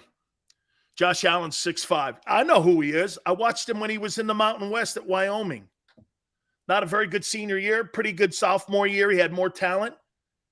And he's getting the best coaching he's ever had in his entire career, all the way from high school to Wyoming to now in Buffalo. He's had people like Brian Dable. He's had people like Ken Dorsey around him. Sean McDermott talking to him about defenses and teaching him how to read defenses. This guy's basically gone to Harvard when it comes to playing the quarterback position and understanding the position, being educated on the position. Not everybody has the same understanding of, even we hear Patrick Mahomes saying it. You know, all these people keep talking to me about Lincoln Riley and all these great quarterbacks he's produced. Who? Who has he produced? Kyler Murray? Of all the quarterbacks in the league, Kyler Murray might not be in my top 10 that I would pick to win a game. Okay? He might not be in my top 10 if I had to go. If I have to pick 10 quarterbacks to go and win a Super Bowl and you give me 60 minutes, would Kyler Murray be in the top 10? I don't think so. Okay? I don't think so. Who's Lincoln Riley produced? Right? Xander's like, not mine either, man. Baker Mayfield? I mean, what quarterbacks have come out of Oklahoma where they call this guy some sort of QB whisperer? Well, you turn dudes that are suspect into decent players. Hey, welcome to coaching. Welcome to coaching. Turning suspect guys into stars. Okay, well, usually that's what a good coach tries to do. Nobody said Josh Allen was a bust, ever. That is another lie. Philly D, nobody on the planet with any sense said Josh Allen was a bust in Buffalo. Nobody. Everybody kept saying, wow, this guy is a unicorn. Okay? That roster struggled. They started putting better pieces around him. They went and got Stephon Diggs. They improved the O-line. They improved the defense because they knew there'd be a ton of 3-and-outs. That's kind of what they've done in Philly. They've rebuilt the defense because why? They know there's going to be a ton of 3-and-outs early on in the year like there was a year ago because they're going to try to throw the ball. Nobody said that. Absolute lie. Okay? Nobody said Josh Allen was a bust. Shit, they just basically said that Baker Mayfield was a bust after 65 starts. Surprised they didn't get Mac. He's a Sirianni guy. Well, because Howie doesn't want... Hey, Howie doesn't have a lot of room to maneuver right now with that cap. Xander educated me on the cap in Philly. There's not a ton of room in there. He's pretty much done all the work he can do right now. And most of the things would be done with 6th and 7th rounders. And that's why getting the kid CJ from the Saints and you're moving around 6th and 7th round draft choices and a player and you land on that guy, that's what makes that move remarkable. In my opinion, in the offseason, if we were deeper in the offseason, you might get a 3 or 4 for the kid. He's a starter. He's versatile. Play him in the nickel. Play him at corner. He's good enough to play safety. He's big enough to play safety too. Okay? Hey, Seals, do you think there's a chance that Howie already made the decision to move on? No, I don't. Kyle, because here, I don't believe that decision has been made. But what I do believe is, I think they had, and tell me if I'm wrong, I think the front office sat down with the owner and said this: I'm going to trade with the Saints. I have an opportunity. There's no way he did not clear this through Jeffrey Lurie. You guys tell me if you think I'm wrong. You don't trade first-round draft choices away without talking to the owner. You don't own the team. You run the team. There's no way he made that Saints move without the owner knowing. So what he did was he contacted Mickey Loomis. I actually have some insight on it, but not all the T's crossed and I's dotted. He talked to Mickey Loomis. I want to trade. I want to get, and how they worked that extra first-round pick next year. Then he goes to the owner, and he says to the owner, I got a chance to make a trade and get 2 ones next year. It's a talented, rich NFL draft. By the way, I got some names. Bledsoe just ranked the top 5, I think it is, quarterbacks. And there's a new ranking for the upcoming class. I kind of want to hit on that a little bit. We'll do that at the bottom. There's no way he didn't go in there and say, I'm going to make a trade. We're going to hedge our bets. We're all hoping Jalen Hurts absolutely comes through. Because the Eagles don't want to pay $35-40 million. Why? Because this gives them the chance to build the roster still and continue it. That's why if you drop the franchise tag on his ass at $35 million, you're still ahead of the game. Because the open market price for these guys now is between $46 and $50. You're still going to have $10 million to $15 million in cap room if you franchise tag the kid. Plus, it gives them a chance to build the team up even more around him. Okay? They're hoping all that. Then you could take that first-round draft, those 2 ones you have, you might want to move up. And God forbid you land on Will Anderson. I doubt it. He's probably going to be the 3rd player taken because these quarterbacks will get elevated and evaluated higher. Look, C.J. Stroud and Bryce Young are not better talents than Will Anderson. But the position's valued more. That's why when you pay for quarterbacks, you miss. And sometimes you overpay for those guys because why? They were over-evaluated in the draft. Look at Josh Rosen. Look at Baker Mayfield. Look at Brandon Weeden. Look at Carson Wentz. Look at Jared Goff. These are all dudes that were over-evaluated and then overpaid. It's the position. Will Anderson's the better player. He's the best player in the country. There's nobody better than him. Nobody. It's Saban's greatest player. Will Anderson is Nick Saban's greatest football player he has ever coached and recruited. Bar nobody else. That includes Derrick Henry.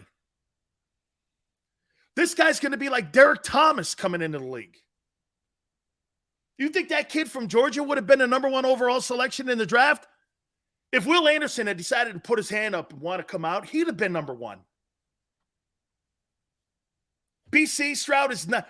BC is in that stupid room of Ohio State quarterbacks are good still. Good night. In 160 years of football, Ohio State has never produced an NFL quarterback worth a shit.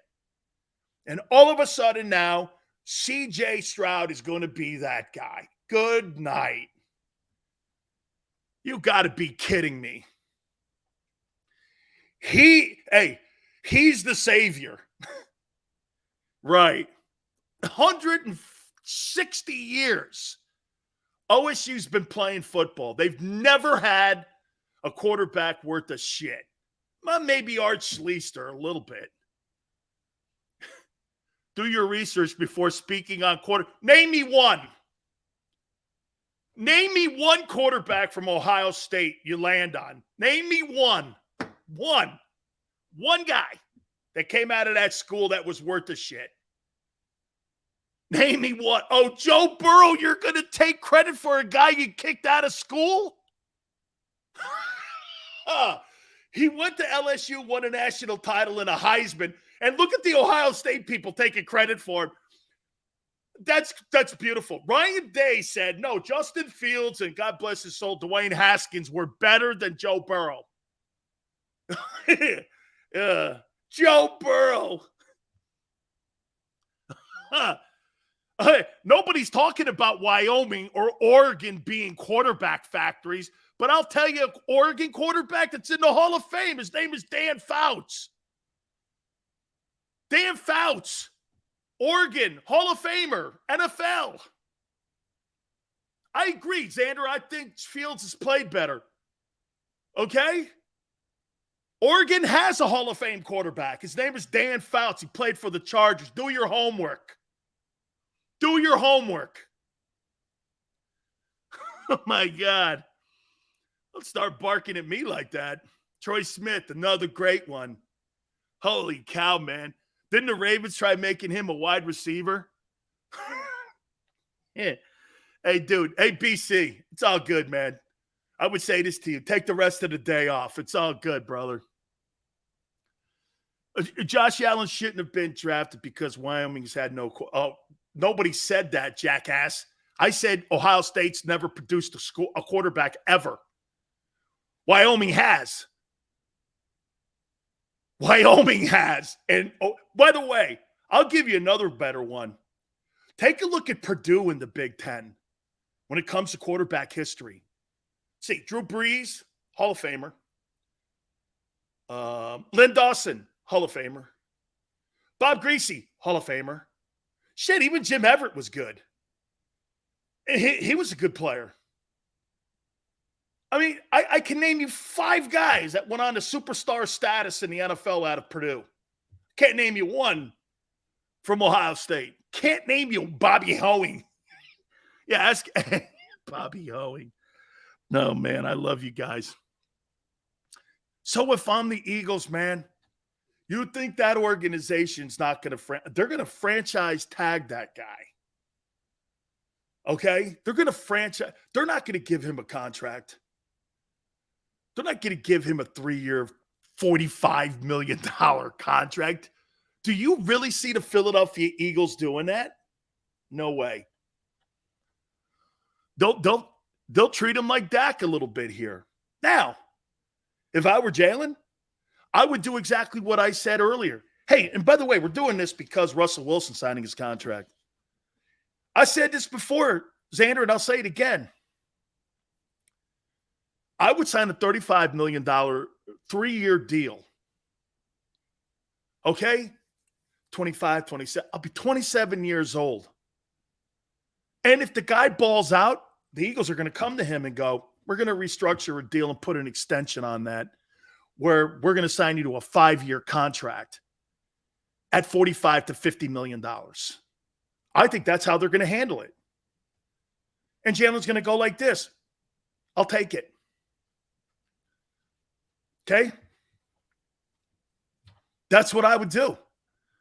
I might guarantee you more of the money too because you've been such a good sport and you've been a true trooper. Xander goes, that's what I'd like to do, but his agent might not take $1 under $40 million. I don't know what his stance would be if they're running the ball. That's why, again, how he looks this year too is going to be a point. Because then the Eagles could turn around and look at them and go like this. Shit, man, I'll get Tyrod Taylor to run the offense. If we're just going to run offensive quarterbacks and he's going to be the leading rusher, I'll just get an RPO guy in here. If you're at 3,200 yards passing, 3,300 yards passing and 20 touchdowns, he ain't getting $50 million. That's why I might want to take the 35 with a signing bonus. Give him a chance to improve. He's going to improve this much. Not what you think, this much. Not even Josh Allen did that. Not even Joe Burrow. Not even Aaron Rodgers. This guy's not Aaron Rodgers. Give him a chance. You want to pay him $45? I'm not paying that guy $45 million. I don't give a shit what he does. Okay, if he throws for 4,500 yards and 35 touchdowns, it's a different conversation. I get it. Okay? GT goes, well, then, GT, what team in the NFL do you think would give Jalen Hurts $45 million at the end of the year? Who would give him $45 million? The Bears? Who? The Jets? They don't have any pieces up there. Who? The Niners aren't. They're quarterback hell right now.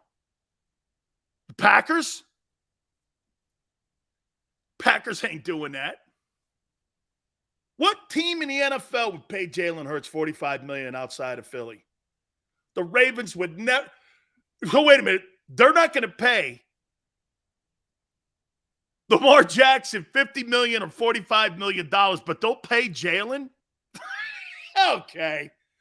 You guys are high on Jalen Hurts. That is not happening. Here, wait. Let's get rid of Lamar and sign an unproven guy who can't throw the ball $45 million with no receivers in Baltimore. Shit, in Philly, he's got AJ and Devontae. What again do you have in Baltimore? You got a tight end. The Texans ain't paying $50 million for that guy. Yeah. My God almighty. Baker got overpaid.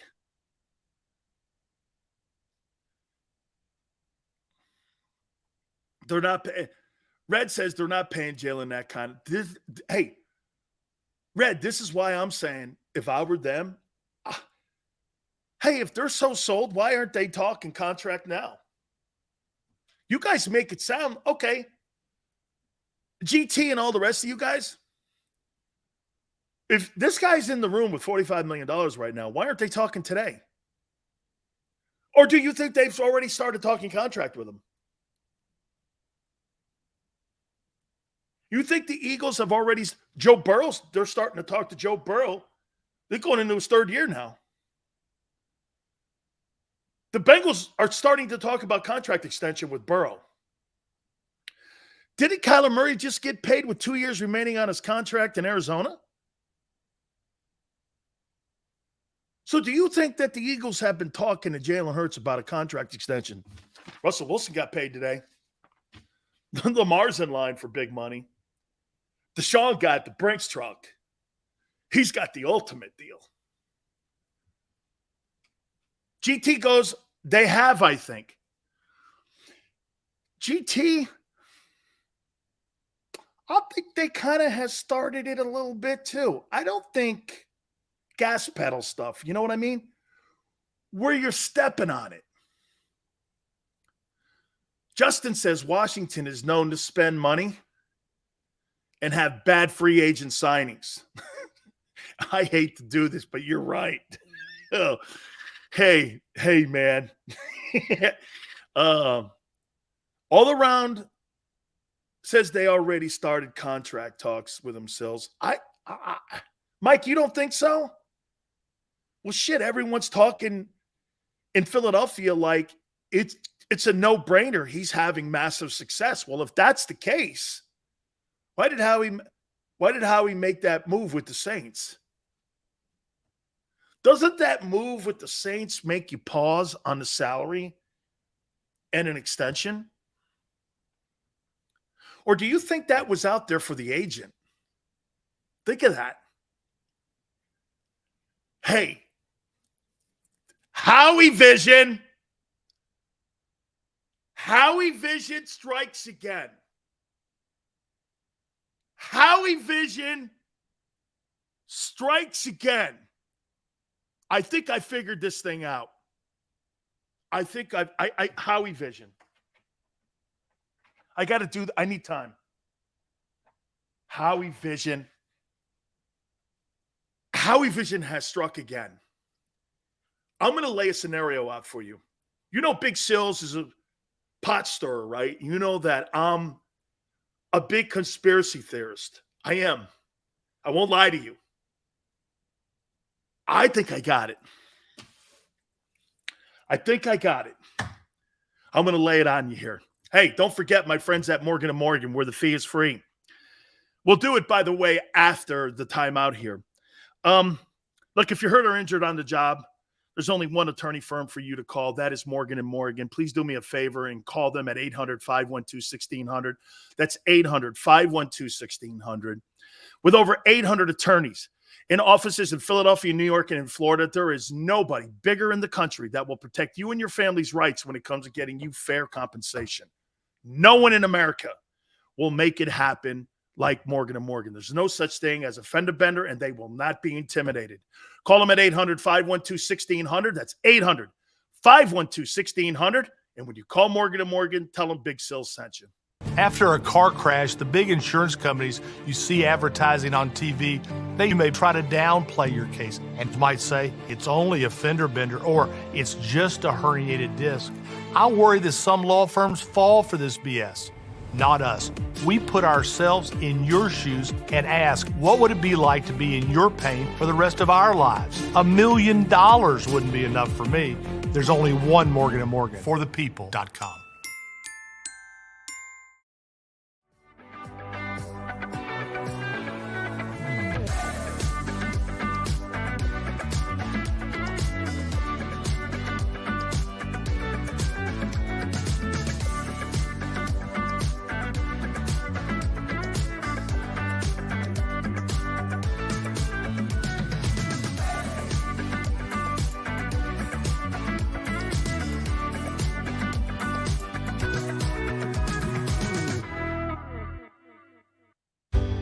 Go passionately.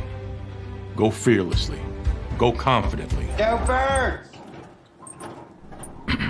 Go confidently towards your goals with First Trust, Philly's hometown bank for nearly 90 years, and the official bank of the Philadelphia Eagles. We're focused on getting you over the goal line. So go with conviction. Go with trust. Go Birds! And go forward with us by your side. First Trust Bank, the official bank of Philadelphia dreams. Oh, and go Birds.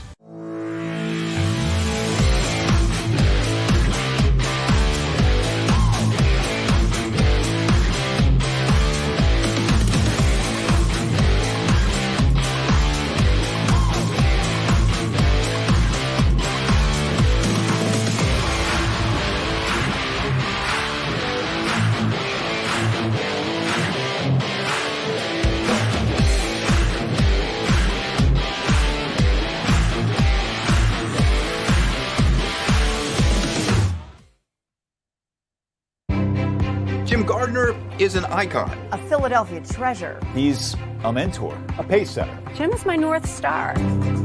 He's trusted, revered. Appreciated.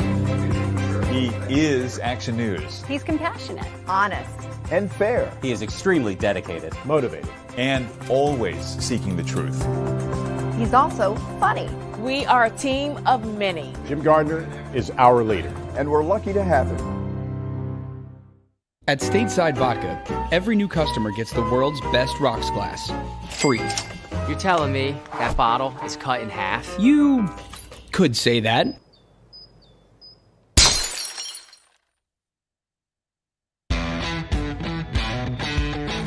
Go for the poles and the pools. Go for the oohs and the ahs. Go for the bubbles and the bubbly. Go for the story and the stories. Go for the win. Go to Ocean Casino Resort. Book your trip at theoceanac.com.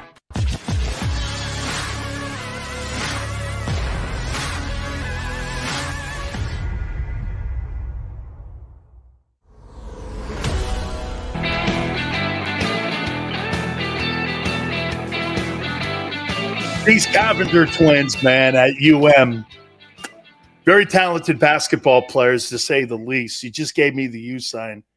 Haley Cavender. I suggest you go look at her. She plays basketball for you, and her and her sister are doing very well with the NIL down in South Florida. So she just sent me a University of Miami deal. She's like this, and I'm like, only to be young again, my friends. That's somebody for Xander. Xander, Haley Cavender. Take a look at them. Both of them, too. They're twins. They play basketball for the University of Miami. Trust me when I tell you. And they're from Phoenix. So, yeah, I was actually shocked, and I go like this. I'm a 60-year-old old man. She goes, no, man, you're a legendary Kane. And I go, yeah, it's all good. I'll hook you up down there if you need something. You got, hey, you just, Xander, do me a favor. Take a look at Haley Cavender, University of Miami. You could do it on Twitter too, probably, anyway. So I have figured out Howie vision. This is so unbelievably set up for the Eagles in negotiations. Let me tell you how I think this is going to play out. Let me see if any of you figured this out. Howie will have the NFL in the palm of his hands if he can land Stroud or Bryce. But oh man, leave me alone. Hey, Timothy, I can't believe how great looking they are too, man. And they're hoop players. Unbelievable. Howie's in the driver's seat. He will offer. Oh, Leo, you're there. You're there. Let me get to it then. Okay. Howie is in the driver's seat for Jalen Hurts. Jalen has no leverage, even if he plays well. And by the way, that's probably the only leverage he has, is that he's got to play out of his mind. Okay? He's got to play out of his mind. Okay? He does. For him to have any kind of leverage. I'm not repeating what my aunt watches the show. I'm not doing it. Yeah, okay, Richie, thank you very much. Okay, I appreciate it. But follow me here. So he's got 2 1s next year, correct? Say Jalen plays good enough to win 12 games. They win the East. They get, God forbid, everything works out, and they get into the NFC title game. People are going to start barking like they did with Dak Prescott. Pay the guy, pay the guy, pay the guy. And there's precedent now with some of these guys, especially with Carson Wentz, Jared Goff, and Dak Prescott.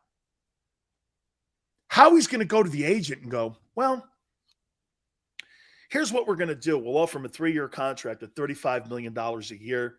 Here's a signing bonus here. We'll pay you this. We'll give you $100 million over the next 3 years, and we'll guarantee $75 million of it.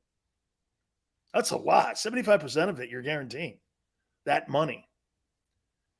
And he's making $35 million base as an average throughout that 3 years. He'll only be 27. If he balls out, you know the Eagles will come to him and offer him a $45 million deal. And if they don't like it, well, Howie fires back and says, well, you haven't improved enough for us to give you a Russell Wilson or a Deshaun Watson deal. I'll go into the freaking draft with my 2 number 1s, and I'll go take a quarterback. And I'll have him on a rookie contract again. So if Jalen doesn't ball out, say he doesn't throw for 4,200 yards and 35 touchdowns, which he needs to just to have some leverage. Howie's got the leverage. He's got the team built around him for someone else already, like John McMullen's been saying. And get this, if Jalen doesn't like it, he didn't improve that much. We won in spite of him. With all that being said, you know they love him. You know how much they like him. Howie has those first-round draft choices out there for Jalen's agent, and he's just swinging those things like cannolis. You think you're getting 45? I'll go get me one of those guys like Bryce Young in the draft. How you doing?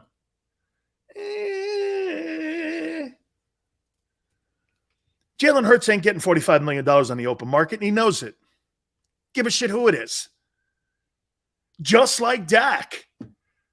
Where the Cowboys failed was they paid him after he even hurt his wheel, which made it even more obnoxious. Then they let go of Amari Cooper.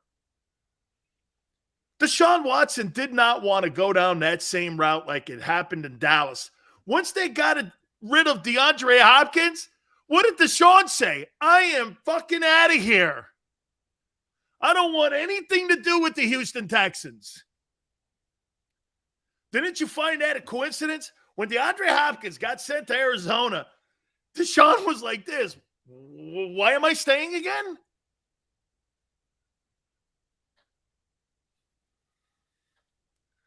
Howie Roseman has the best of both worlds big time. Do I think Howie's rooting for Jalen Hurts to be a success? Kind of, because you know why? No matter what it is, if there's any kind of success in Philly, they got to up that salary. He can't keep making $1.1 million. I mean, of all the contending quarterbacks in the NFL, this guy's making 1.1. One of the guys talking about CJ Stroud, that BC guy, he makes more money than Jalen.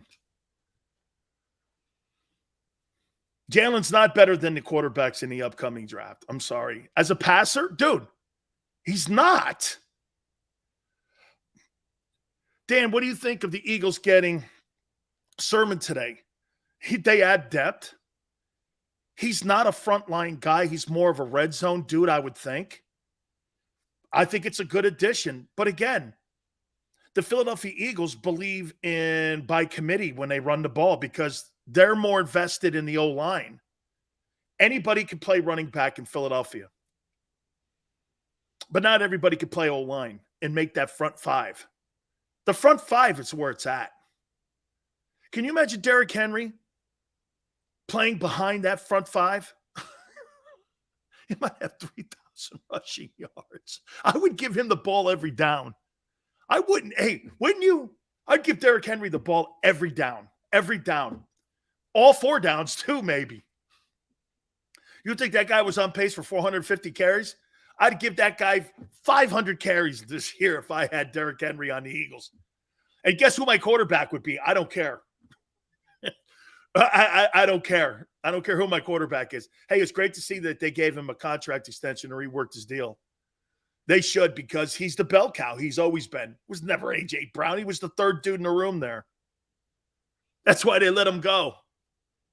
Hey, guess who got A.J. Brown's money? Derrick Henry. Christian McCaffrey is so overpaid. Carolina ran that guy in between the tackles. Why? He's a $188. And you're running that guy in between the tackles like he's Brian Westbrook. Yeah, the guy ain't that. Seals, you're funny.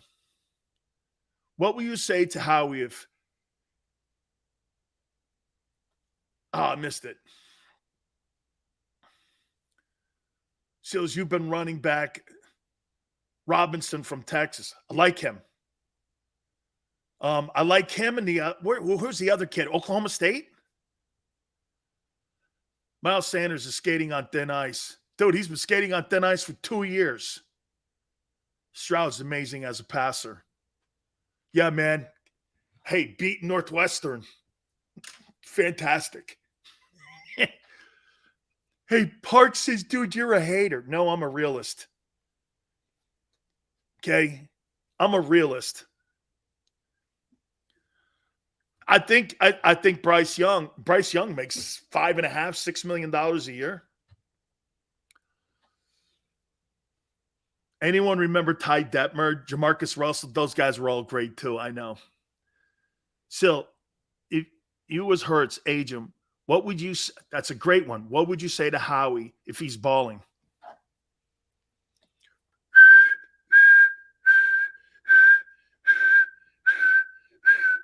I'm Jalen Hurts' agent.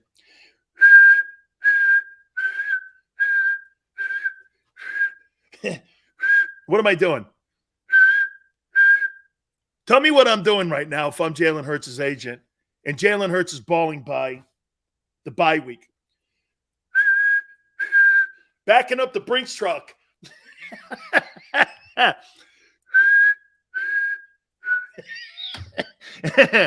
Hey, that's what I'm saying to him. If he's balling and he's one of the top passers in the NFL by the bye,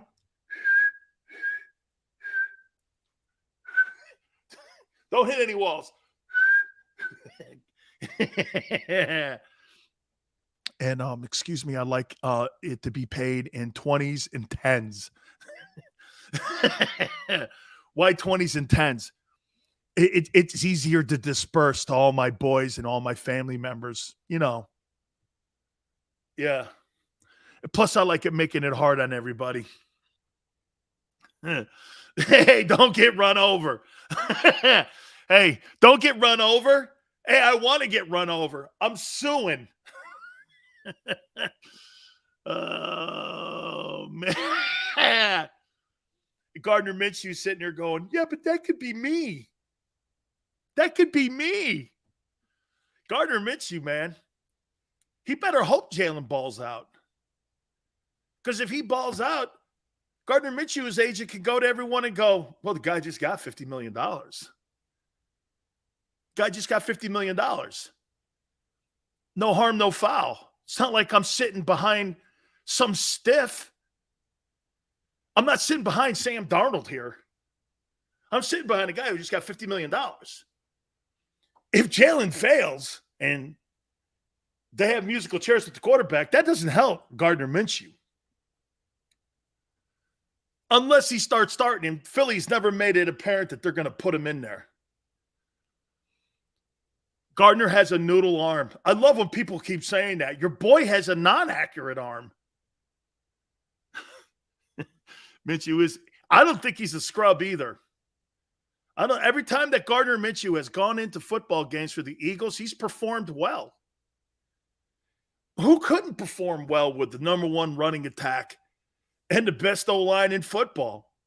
And now you have quality talent at Y and Z and your tight end position.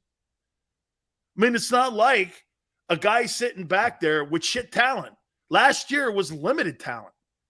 This year, you loaded at all positions.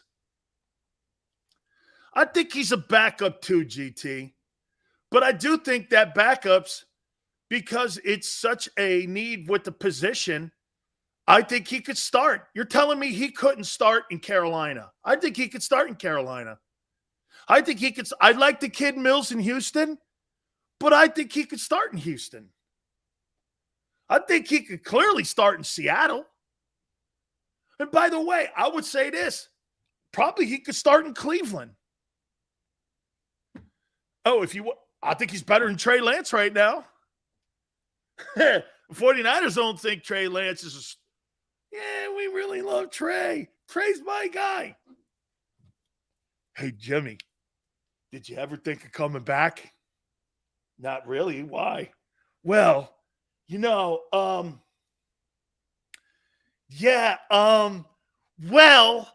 hey. Hey, I wonder how that phone call went with John Lynch and Jimmy Garoppolo. Hey, Jimmy, we love you. Jimmy, oh my God, I've been seeing you out there working so hard. Have you traded me? I wanted to talk to you about that. You imagine Garoppolo his jaw must have hit the floor when the Niners went to him and went, how'd you like to stick around for another year? Give me no trade and I get to pick my team at the end of the year. Okay. Oh, man. Oh, hey, don't say Jimmy Garoppolo in Philly because they hate 42 and 18. They hate 42 and 18. That's his wins and losses. They hate him. Even though the coach is 7-28 without him. People in Philly hate Jimmy G. They call him a loser, even though he's 42 and 18. So they hate 42 and 18. They don't like those numbers. They like Jalen's numbers. Yeah. Yeah, he's a winner. Jalen's a winner, but Garoppolo sucks. He's 42 and 18. That doesn't mean anything to me. Oh, okay. Oh, okay. Jalen's a winner, but Jimmy sucks, right? They've been into NFC Championship games in 3 years and a Super Bowl, and he sucks at 42 and 18. You're right. Kyle knows he needs Jim. Hey, Leo, I know, man, right? I don't want to let him go. Hey, how about the Niners, man? They just went like this. Well, I don't, I really like Trey a lot. How many first rounders you give up for him? Well, 3. What? I'm sorry. What was that? Did you say you gave up 3? 3. 3.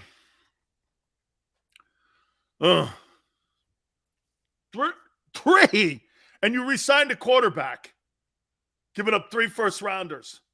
Smart. Thoroughly thought out. Treated him like shit the entire 2 years he's been there. The last 2 years. And now you go back on your hands and knees. Seriously, man. When John Lynch went back to Garoppolo's people, he had to go like this. Hey, Jimmy, how come you can't look me in the eye? Well, I got a problem with it, right? Jimmy, I'm sorry. What'd you say? I'm sorry, I didn't hear you. I can't see you, too. I like people looking me in the eye when we're cutting deals. I can't do it. I really like you, Jimmy. How come I can't see your eyes? Why won't you? Never trust a guy who whispers and stands in the dark and talks to you about a deal. Okay? Anybody who whispers, I'm sorry, what'd you say? Well, you got to read the fine print. I'm sorry, what was that? I can't hear you, man. Speak up. Anybody who whispers and stands in the dark, never trust them. Okay? Got to see the guy and hear the guy. What? I'm sorry, Jim. I'm sorry, I missed that. Hour 3, hit the like button. National Football Show. Keep it right here.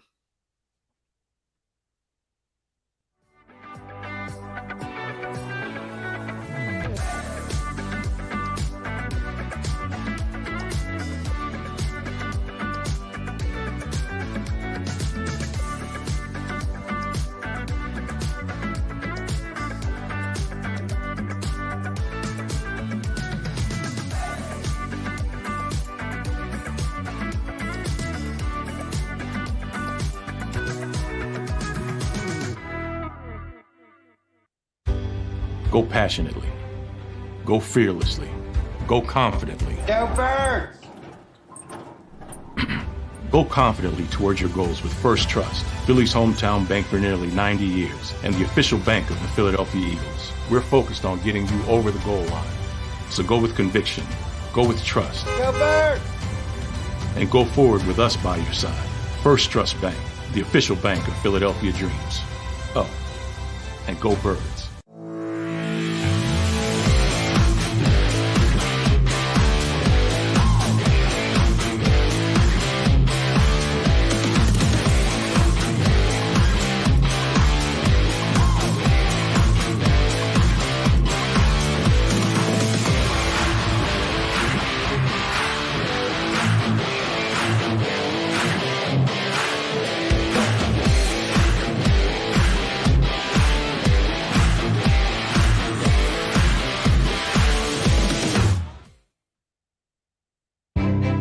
Jim Gardner is an icon. A Philadelphia treasure. He's a mentor, A pace setter. Jim is my North Star.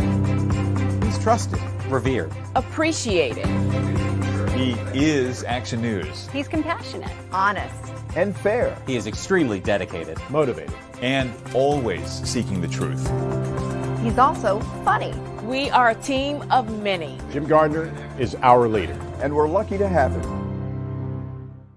At Stateside Vodka, every new customer gets the world's best rocks glass, free. You're telling me that bottle is cut in half? You could say that.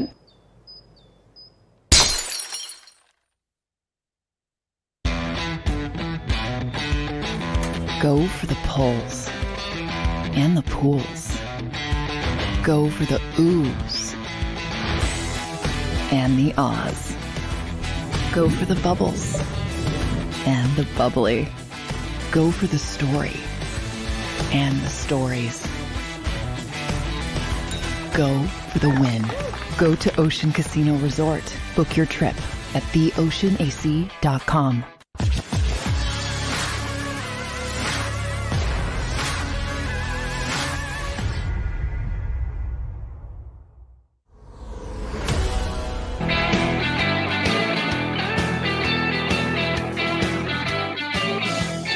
3 National Football Show. It's your boy Big Sills. Please hit the like button.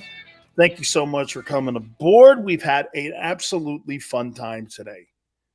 We really have, okay? Really have. I mean, 10 days out to the start of the NFL season. Please hit the like button. Thank you guys so much. Philly 500 was great. By the way, tomorrow's Ice Cube. We're going to talk some sports with our friend Ice Cube tomorrow. Huge fan. And I'm going to make a spin to him, and I'm going to make a bet with him tomorrow that the Eagles have more wins than his Raiders. And we'll see who's right. So Ice Cube will join us, I believe. I think he's going to join us in the first hour. So we'll talk with our friend then, and we appreciate him coming on with us as he always does. Big Sills, who's on the hot seat more, Jalen Hurts or Jonathan Gannon?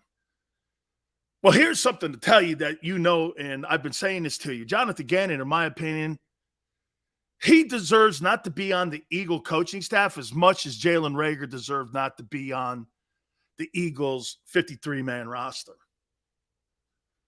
Okay? That's, to me, I just do not believe he's a good D coordinator. Okay, I don't. I just do not. I think he's the weak link on that coaching staff. I don't like his attitude. I don't like the way he thinks. Keep everything underneath. Come on, man. By the way, I've got the list of quarterbacks that have just been recently ranked by Bledsoe. I want to get to those. Also, it's great to see Miles Sanders and Jason Kelce were back on the practice field yesterday. I thought that was great. Oh, I got a conversation going with Chris Spielman yesterday. Chris Spielman is an executive with the Lions. Can I tell you what he said about one of your Eagle guys?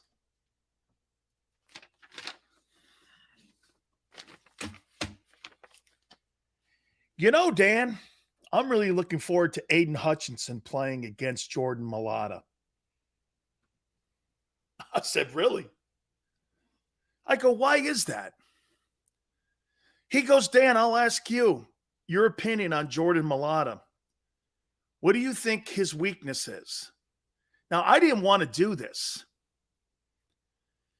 I didn't want to give him a heads up on something that I know it's a weakness of Jordan Mailata's game.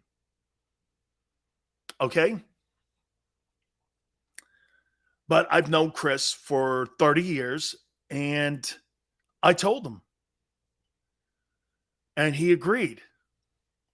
And this matchup is going to be very interesting to watch. Here's the deficiencies that I do think Mailata's getting better at, by the way. I saw him in training camp that he's working at it. Jordan Mailata against an effort guy who has a second and third move if the first move fails. If Jordan Mailata gets beat on that first move, he can't recover that hot. He's getting better at it. That comes with more playing time. If he gets you on the first move, which he does 80% of the time, but an effort player with more multiple moves that's in tremendous shape, that has an engine that no matter if you get stopped on the first move, he's going to get you potentially on the second and third move. There's very few guys in the NFL that have that kind of motor where they have 1, 2, 3 moves and they continue. You have to be in great shape for that. That's a constant motor. And Mailata if he gets beat on the first move, he's slow to recovery. You see that all the time on film. Like the pass rushers that get around him, he has a tough time sliding on getting back into position. Hey, GT, that's what I'm doing. Because with an effort guy, I'm going to run the ball right at that kid. Let's test out his mouthpiece. I completely agree with you. I'm going to run right at Aiden Hutchinson. I'm going to run at that kid, run at that kid, run at that kid, run at that kid. I'm going to wear that guy out. I'm going to run at him. I don't want him to get in 3rd and long. Better not have a lot of 3 and outs right out of the gate because he will get to Jalen. They're going to move him around a lot too, by the way, from what I'm understanding. They haven't shown it too much in the exhibition season. I know Chris Spielman, though. They're going to move him up and down the line of scrimmage. I would say they're going to move him more to the wide side of the field, the way I was talking with Chris last night. And they're going to give him and line him up in a wide 9. You know how much you have to slide your feet? Lane's going to have to get his ass out there too, because he's going to be matched up against him a couple times because they're going to flip-flop him. Now, I said this to Xander before, and I'll say it to you guys. I watched that dude in that Georgia game in the Final Four. He got crushed by them Georgia Bulldog guys. I didn't see that guy. Okay? I haven't seen him. And so, they're telling me how great he looks and how good. He got killed in that semifinal game. Bulldogs took him out. He was a non-factor, and I don't even know if those tackles got drafted by Georgia. I'm not sure how high they went, but they crushed him. We'll see. Yeah, you line him up. These new wide 9s, Yale, they put you out there in space, and they make them tackles slide, man. To me, they're going to have to slide protect him, I think. Because from all intent purposes, they're telling me that he's really looking good so far. We'll see. I mean, Susan, I saw that. Yeah. Trey Sermon ends up giving them a little bit more depth, but other than that, I really don't think that. Again, it's by committee. It's going to be by committee. Mulata will punish Hutchinson. Again, like I said about Mulata, you get him on the first move, he struggles on getting back into technique. And I think he's gotten better than last year. Last year, first moves beat him. Okay, last year, first moves beat him. Darren goes, not worried. I'm not either, but again, you better be in shape. That's my major concern that I have for the Eagles. Are they going to be in condition? Debbie, I love Mulata too, man. I love what he's accomplished in such a short period of time and making himself a guy who could be in Philadelphia for the next 15 years at that position. And you got him in the 7th round. Unbelievable. Larry Allen kind of stuff, finding a guy like that out there in the 7th round, a starter to boot. I am with you. I absolutely love Mulata too. I love his attitude. I love his passions. Quarterback gets hit on the sidelines. He's the first guy there to get his boys back. I love that all. I love that stuff. Nobody's going to take cheap shots at Jalen Hurts as long as Mulata's there. He's kind of like his Dave Schultz, isn't he? Jordan Mulata is like Jalen Hurts' Dave Schultz. You think you're going to kick Bobby Clark's ass? Well, guess what, dog? I'm here to tell you that ain't happening. Okay? That may be too old of a reference for some of you. I apologize. Okay? You probably don't even know who Dave Schultz is. Okay? Highway 68 will get it done. No worries, Andrew says. Mulata's above average moving backwards, but dominant moving forward. Yeah, but Gordon, I think he's gotten better.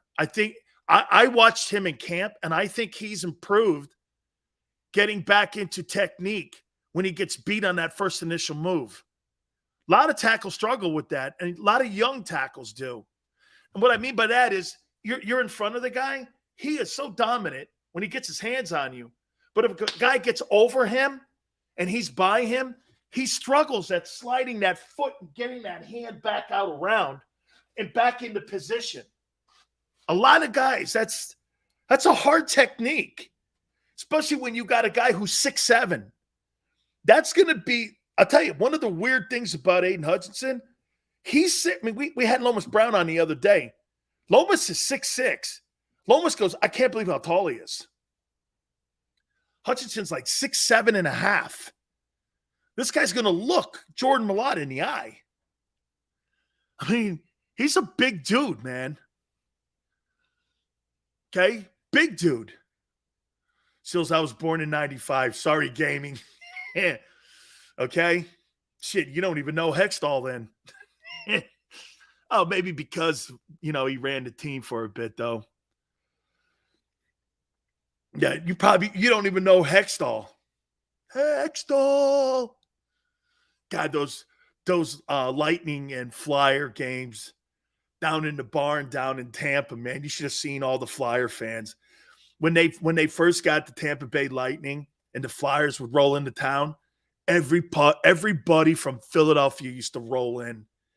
And all the fans that live in the Bay Area, dude, there's a ton of Flyer fans in Philadelphia natives that live in the Tampa Bay, Sarasota area. Ton of them. And that's why hey, by the way, do you know the Tampa Bay Lightning have a Flyers rule? They have a Flyers rule. You know what that is? No team in the lower bowl can wear different gear other than the Lightning. It was because of the Flyers and the Red Wings and the Rangers. They had those every time the Flyer fans would come in, the whole lower bowl would be Flyer gear. You see those orange sweaters all over the joint. You're like, okay, man, that's not a good look. No, that's not a good look, man. That rule is because of the Flyers, Rangers, and the Red Wings fans. They made that shit go away, man. It's because of, more so, I would say more because of the Philly fans that used to come and watch Flyer games. Anyway, so I want to reset this. Where's that thing, man? There we go.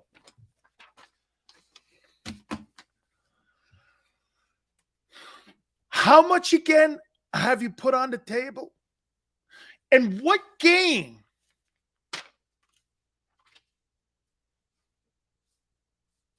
are your boys going to come to Jalen in? Let's make a prediction here. Starting contract talks. What game? I don't think they are. I don't think they are until the end of the year. I think they franchise tag him. What game? You think they do it after the Lions game? If he throws for 400 yards? Can you imagine that? You think if he has one good big game? Oh, I can't wait because this is going to tell me everything I need to know about the future quarterback position in Philly. This guy has a big game and no one's talking to him. They're not sold on him. 6, says GT. Cabana says 23 preseason? You're going to let it go that long?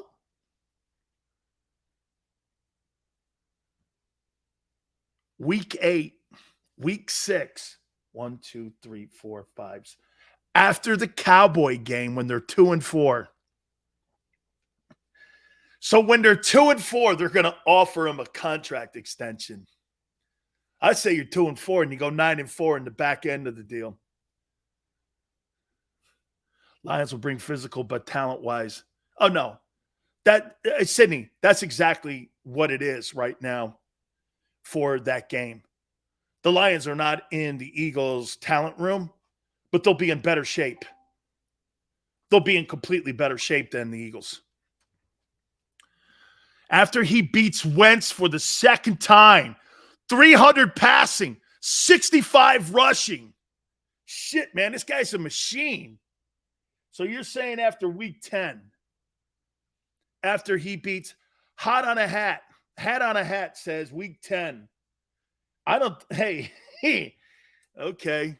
So he starts that season out 2-4. You think they're giving him a contract extension. All right. All right. Russell Wilson got paid. $245, $165 guaranteed. Whew. And you guys are telling me that management sold on him. Xander thinks so. Xander, don't you think so? They're sold? Well, shit, if they're sold, man, they should be talking contract right now. Woo! They should be talking big money. 45 annually. Oh, he said he never said that. Said that Lori likes Jalen Hurts and he makes the call on the quarterback. Oh, Interesting. See, the one thing that I love about, and I'm starting to love about Howie Roseman, he don't love anybody on his team. He falls in like with them. I think that's an important thing to have as a general manager. I think Howie Roseman falls in like with his guys. He falls in like. Jerry Jones falls in love with his guys. And there lays the problem, and there lays the overpayment and the overpricing of his guys. Every one of these, look how many guys are on 1-year prove-it contracts in Philly. By the way, I happen to think that that's a problem and an issue for me. How many positions have they added talent at? Let's take a look at that for a minute. So you added an outside edge rusher. You've added a cornerback. You've added a safety. You've added a linebacker. 1, 2, 3, 4. These are starters. You could say you added Dean. You could say you added Jordan Davis. So you basically changed half the defense with new guys. And you think every single one of these players are going to have career years? You think Bradbury's going to have a career year? You think CJ's going to have a career year? You think Kaiser White's going to have a career year? And you think Hassan Reddick's going to have a career year? All of those guys are going to have career years, changing half the defense out. Yeah, because that's happened. That's a lot of changes is what I'm saying. That's a lot of new faces in your locker room for limited practicing. That's all I'm saying. Okay?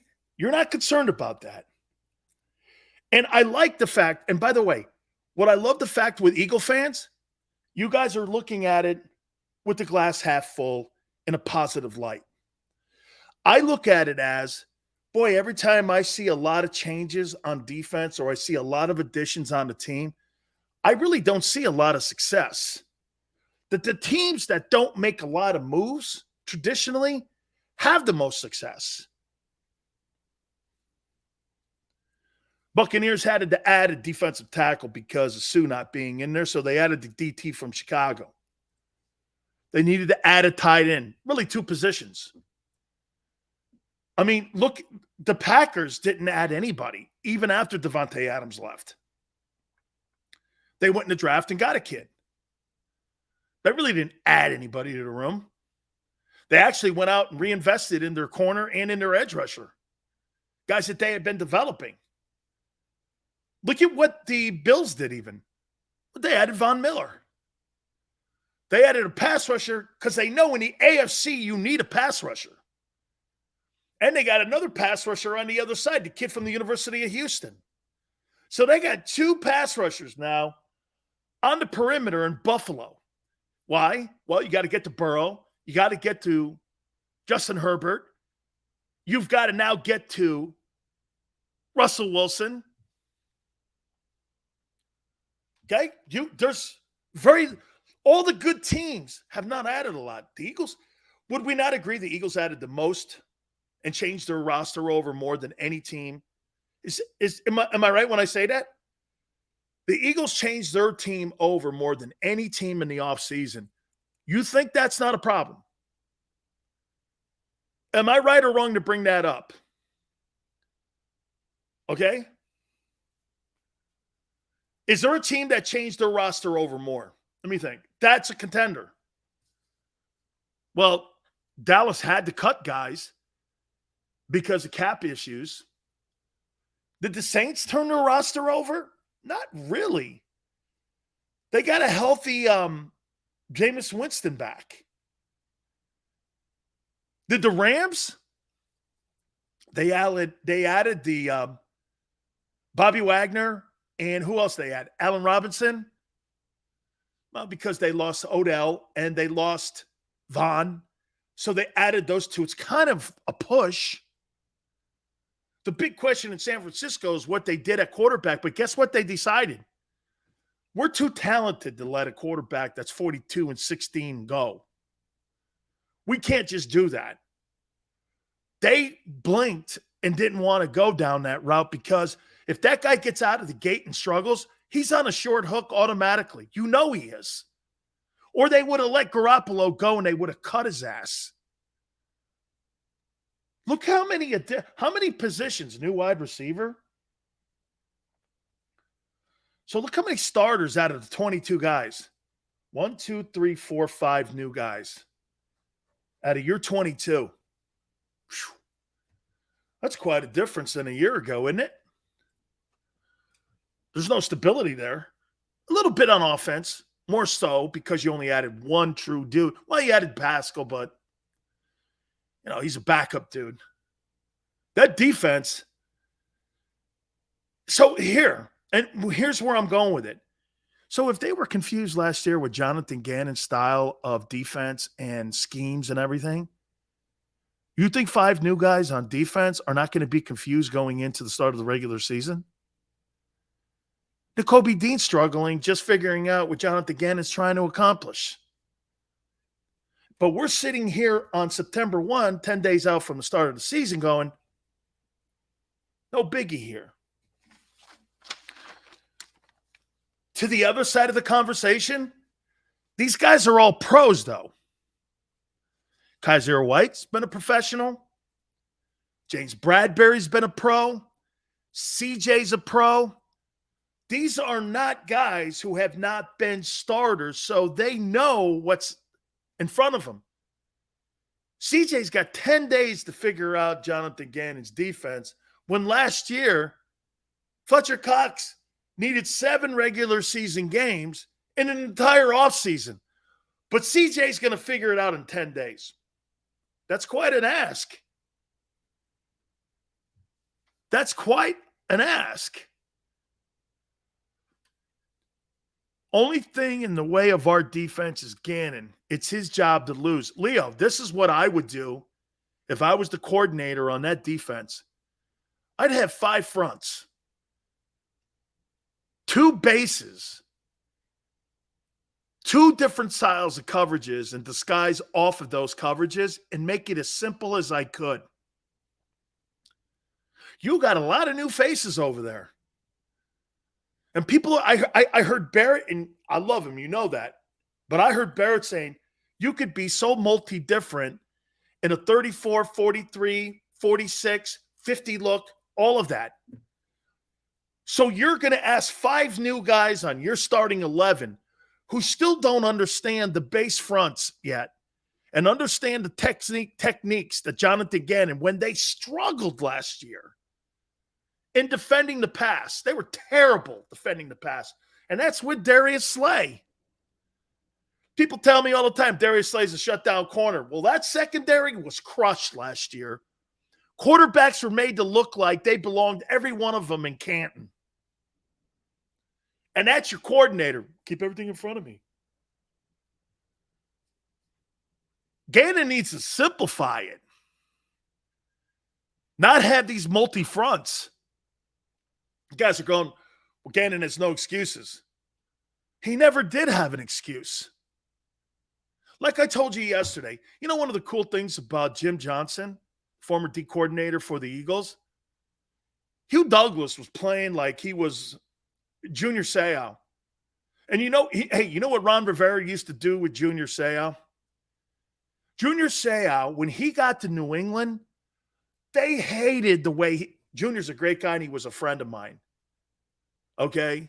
He was a friend of mine. I did a lot of charity things with Junior Seau, especially when he was down in Miami with the Dolphins. But I'll tell you, when he got there, ask Rodney Harrison how he played.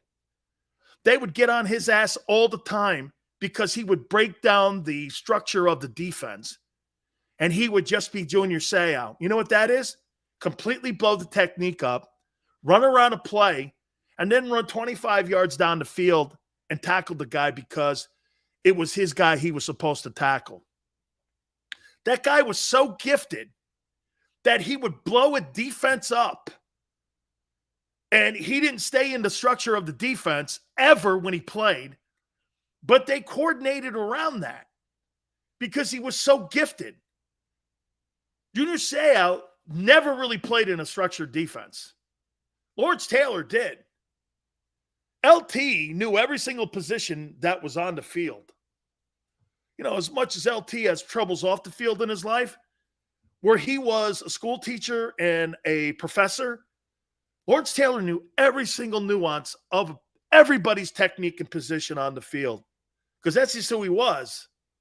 He was taught that by Bill Belichick, and he understood the importance of it. Junior Seau never did that. Hugh Douglas was like that. So what did Jim Johnson do? Came up with a front that took advantage. Jonathan Gannon never showed any of that. And that's why every time we get Seth Joyner on here or we get Hollis Thomas, those guys go like this. There's no excuses when you hear people say this. Okay, there's no excuses. Well, he didn't have the talent last year. Well, Jesus criminy, guy. You're a coordinator. Figure it out. That's why it's called coordinator. He didn't have the talent. Oh, now he's got an abundance of it. And you got 5 new guys. You know where I would feel comfortable? If the Eagles made no moves on defense. And everybody was back and they're learning the system again. And they're learning how to learn the technique.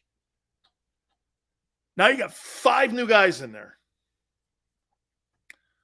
That's a lot. And shit, what? TJ played half the year last year. Xavier goes, last year, nobody knew the D. This year, the second year, comes easy. You got 5 new guys in your huddle. How can it come easy? You got 5 brand new faces in your huddle this year. How's that easy? You know, you go like this. It's the same system back. Yeah, for a handful of guys. You got a bunch of new faces on that defensive side. And everyone's under the assumption, we've been so isolated on looking at Jalen in the offense. Here's the problem here. You don't have the same defensive players and personnel back that you had last year. So you can't use that formula. Well, Gannon's back for a second year and they know what they're doing. That's not true. You don't have the same personnel back. You've completely revamped the defense. Or you think those guys last year were any dumber than this year's guys? Oh, I see. These guys are smarter. Are they better players? Yes. And that does go along with a quicker learning curve. I agree. Okay. Eagles grab. I saw that 00. More depth. Again, I don't think it's a monster move. It's just more depth. And also, too, it's probably insurance when it comes to the running back position that Miles Sanders, again, has injury issues. Sileo, you think we let Gannon go and sign Fangio? No, because that's a testament of a defeat and also of a mistake that's on Howie. Howie signed and hired these coaches. Sirianni probably threw his 2 cents in, and like I told you, Howie probably did it. Howie had a sheet of 3 pages, had about 25 or 30 coaches on it, and he told Sirianni to pick them off him. That's how you load the deck. Sirianni can tell you, the media and everybody, I picked the coaches. Not really. You think you're going to let a first-year head football coach who has never had any experience whatsoever in picking a coaching staff really go out and pick coordinators and assistant coaches? You're not going to do that. Would you do that to run your company? Well, the guy's never been a CEO. Okay. I'm going to let him hire department heads. You would do that? I wouldn't. I want to know who these department heads he wants to hire. And I want to hear them and I want to interview them myself. Because I want to see what kind of hiring practices he has. Okay, he's a head coach. Remember that. And he was a coordinator. That's all he ever was, Nick Sirianni. Nick Sirianni is, what's that thing with the seedling thing? where you put the seeds in the dirt and you watch the flower grow. Same thing can be said about his ass. He's not established. Jalen Hurts is not established. The quarterback's not established. The head coach is not established. The DC's not established. Come on, man. Use some common sense here. Philly D goes, we're going to find out against the Vikings in week 2. You bet you are. That football's going to be thrown around the yard at Lincoln Financial for the home opener. I would tell you this. It would not shock me if Kirk Cousins throws the ball 55 times in that game. It would not shock me. Dalvin Cook's also the best back on the field. It would not shock me to see that kind of number. And if you get in a back and forth with the Vikings, you'll lose that game because you don't have the offensive power that the Vikings do. Remember, least amount of turnovers last year.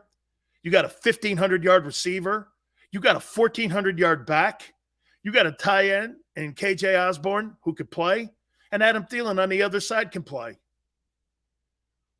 That's a very good offense, and they were good last year. Their defense sucked. That's why Zimmer was blown out. His forte is defense. How can you suck on defense in Minnesota? Makes no sense. And you try blaming the quarterback? There was no issues with the offense last year in Minnesota whatsoever. Newbie coach has a great roster. He does. I think Minnesota's going to be a sleeper team this year. It wouldn't shock me if they script some plays for Reagor to get him into the end zone against us. If Jalen Reagor gets into the end zone, dude, he fell on a ball that was knocked out of someone's hands. Hey, man. I don't know if I'm saying I'm hoping for the kid, but dude, man, I mean, I've not seen anything that makes me go, he's a player. We'll see, man. Maybe a new. Hey, have we ever seen a wide receiver go somewhere else and be a superstar? I'm sure it's happened. Oh, yeah, Wes Welker. Wes Welker's a great example of that. He was a special teams guy in San Diego. Then when he went to the Dolphins, he was a special teams guy. They started playing him. And then in New England, he had Brady, though. And he turned into an absolutely great slot receiver. He'll be returning punts for them? Probably. That's another question, too, with the Eagles. Who's returning punts for the Eagles? Chris Carter, Eagles, Vikings. Outstanding, Gordon. Outstanding. I didn't think Chris sucked, though, with the Eagles. Jalen, he sucked. His numbers were not very good. I never thought Chris Carter sucked with Philly. His problem was blow. It wasn't his numbers, man. His problem was his off-the-field behavior. You know? He was his worst undoing, Chris Carter. So, I mean, I wouldn't say that Chris's performance in Philly was below par. His drug use got him out of Philadelphia. It's a fact. Danny Woodhead turned out to be a pretty good player when he got cut by the Jets and he went up to New England. They kind of used him in the slot and such, right? Yeah, he caught everything. Chris Carter had some of the greatest hands of all time. Okay? He looked just some of the greatest hands. Caught everything in front of him. Spectacular hands. That Jefferson kid's like that. He's got those great hands, man. I mean, just catches everything out there. Is it, I never thought about it until what Philly 500 said. So they send J-Jaw to Seattle, and they could have had DK Metcalf, and then they send Jalen Reagor to Minnesota, where Justin Jefferson is. What a weird message. What a weird thing, how that lined up. Was that by intention? Really weird, right? J-Jaw goes to Seattle on a deal. Yeah, they could have had DK Metcalf. And they sent him up there. Oh, all right. Then they send Jalen Reagor to Minnesota where Justin Jefferson is. It's kind of weird too, isn't it? Oh, coincidence, Yale? Okay, I mean, not that I'm a coincidence guy. Hey, Fancy. Yeah, that's not Big Sills trolling you, man. But is it? Hey, that's how I saw it too. Fancy, after Philly 500 said that, I went like this. Is he trolling those two teams? Is he trolling Seattle and Minnesota? This guy's feeling so good for himself. He's trolling Seattle and Minnesota. Come on, man. Give me that conspiracy. Come on, Xander. That can't be a coincidence. I sent J-Jaw to Seattle. Yeah, I could have had DK Metcalf. Weird, but all right. But then when Reagor went to Minnesota, all right, come on. Dude, that has to be a Howie troll. Yeah, it just worked out that way. Yeah, really? Oh, okay. It just so happened to work out that way. I don't know about that. The only gut trolled is Howie's piss poor scouting. He wasted those picks and should learn how to. Hey, Leo, that's another thing. I think Howie Roseman has learned, actually. I think he's become a better general manager over the last 3 years since that whole fiasco. And if you're the owner, hey, how about this? Would we not agree? Would we not agree to this? You think Howie Roseman's been a better general manager since they let Wentz and Doug Peterson go? I do. Howie's not a talent evaluator. Okay. But I think he's listening more. And I'll tell you why, and here's the example of why they're listening more. So Andrew Berry was in the Eagle front office. He's a general manager of the Browns. Joe Douglas was in the Eagle front office. He's the GM of the Jets. The guy Waddell now is the assistant general manager in Pittsburgh. It was in line to be the head guy in Pittsburgh, but they wanted to stay in-house. So 3 guys come out of his development of a front office. So Howie is developing talented people around him to evaluate the football team's roster more. That's called listening. His forte is looking into the future and seeing what the cap is going to look like and what the roster is going to look like. I'll tell you, man, he got Wentz off the books. Jeffries jumps off the books this offseason. You know, I mean, they're going to have money. The cap's going to go up. They got first-round draft choices. They got the leverage over Jalen's agent. Jalen's agent comes in and starts asking for a king's ransom. The Eagles are in a position where they can go get a rookie quarterback. And they have a ready-made team for a passer. They're not going to be held hostage by Jalen Hurts. Jalen Hurts has a 3,500, 3,600-yard passing season this year, 25 touchdowns, and they make it, say, to the NFC title game. And they come back and want $45 million. They'll franchise tag his ass, and they'll sit there and tell him, hey, we're not going in that room. We're not paying that guy that money. We're not ready there. We're not there yet. They have the leverage. They have the franchise tag, and they have the draft choices to make that happen and to put that agent in his place. The only leverage that Jalen Hurts will have this coming season was if he plays out of his mind. If he has 4,500 yards and 35 touchdowns, then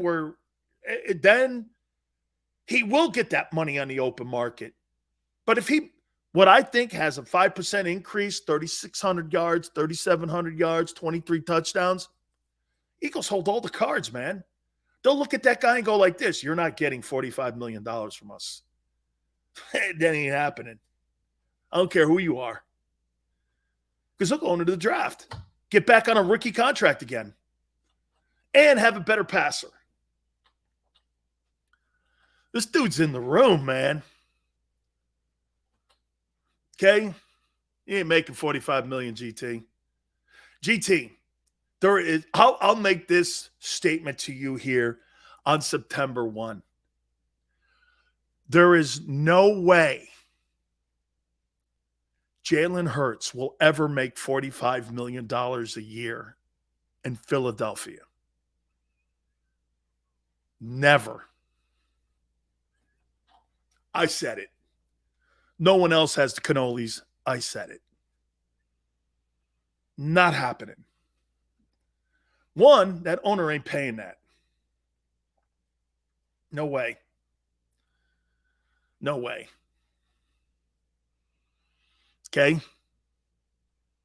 Sileo, what does a team-friendly deal look like to you for Hurts? 3 years, $35 million. 35 to 38 million, 40 million in there. 3-year contract. That's what it looks like to me. Somewhere in that conversation. Okay? Somewhere in there. That's what I'm saying. Jesse goes, watch, Sills. He gets Garoppolo next year. I don't want Jimmy Garoppolo. I'd rather stick with Jalen. Okay? Even though Garoppolo would make the team better, I'll stick with what they're doing. They're building something. That's what I would do, too, hey, you know how you guys always look at me and go, why would he do that? Tom Brady did it for 20 years in New England. He'll never do it. His agent. Well, Don Yee is Tom Brady's agent. They took haircuts. Tom Brady at never any time in his illustrious Hall of Fame GOAT career was he the highest paid player in the league. Ever. Ever. Because he reinvested in himself and he reinvested in the team. He knew the team around him needed to be built in the O-line. If Jalen's smart and his people are smart, they'll see that. If you grab the bag of money, you'll be Joe Flacco. Here, watch this. If they give him $45, $50 million, you're getting rid of A.J. Brown the following year. You're not going to have a $50 million quarterback who has marginal numbers and a wide receiver who gets 975 yards. Why would I do that? I could keep the kid Devontae Smith on a rookie deal making $980,000. It's what he's making this year base. Why would I do that? Okay?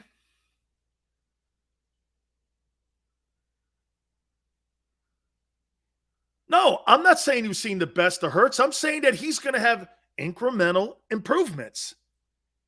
Like every guy in the league. And here, deal. You want Jalen Hurts to do something that Tom Brady, Peyton Manning, Aaron Rodgers, Steve Young, Joe Montana, you name them, have never been able to do. Run for 900 yards and throw for 4,200 yards. And win a Super Bowl. What? Tom Brady's not involved in the run game. Aaron Rodgers is not involved at all in the run game. Those guys are only just looking at the passing game. Give a shit about the run game. That's up to the O-line and the backs. Short passing game. You want to have play. I get all that. I know that. All right, let's take a timeout. Hit the like button. Keep it here on the National Football Show.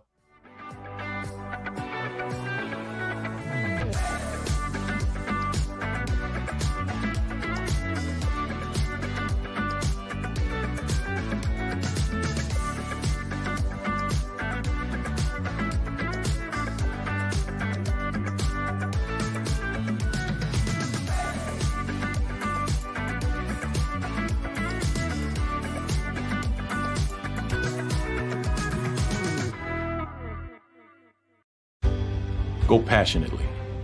Go fearlessly. Go confidently. Go Birds!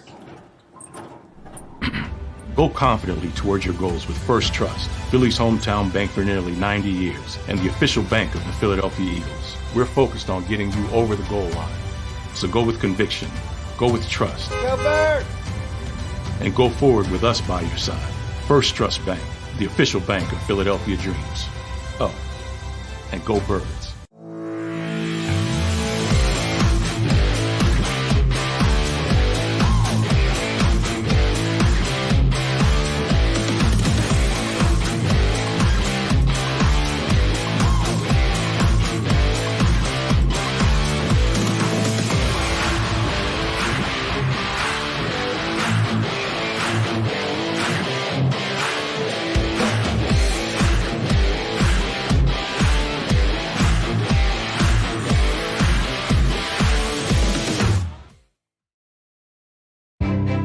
Jim Gardner is an icon. A Philadelphia treasure. He's a mentor. A pace setter. Jim is my North Star. He's trusted, revered. Appreciated. He is Action News. He's compassionate. Honest. And fair. He is extremely dedicated Motivated. and always seeking the truth. He's also funny. We are a team of many. Jim Gardner is our leader, and we're lucky to have him. At Stateside Vodka, every new customer gets the world's best rocks glass, free. You're telling me that bottle is cut in half? You could say that.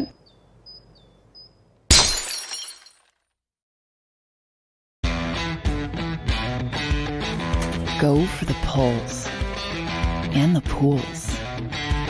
Go for the oohs and the ahs. Go for the bubbles and the bubbly. Go for the story and the stories. Go for the win. Go to Ocean Casino Resort. Book your trip at theoceanac.com.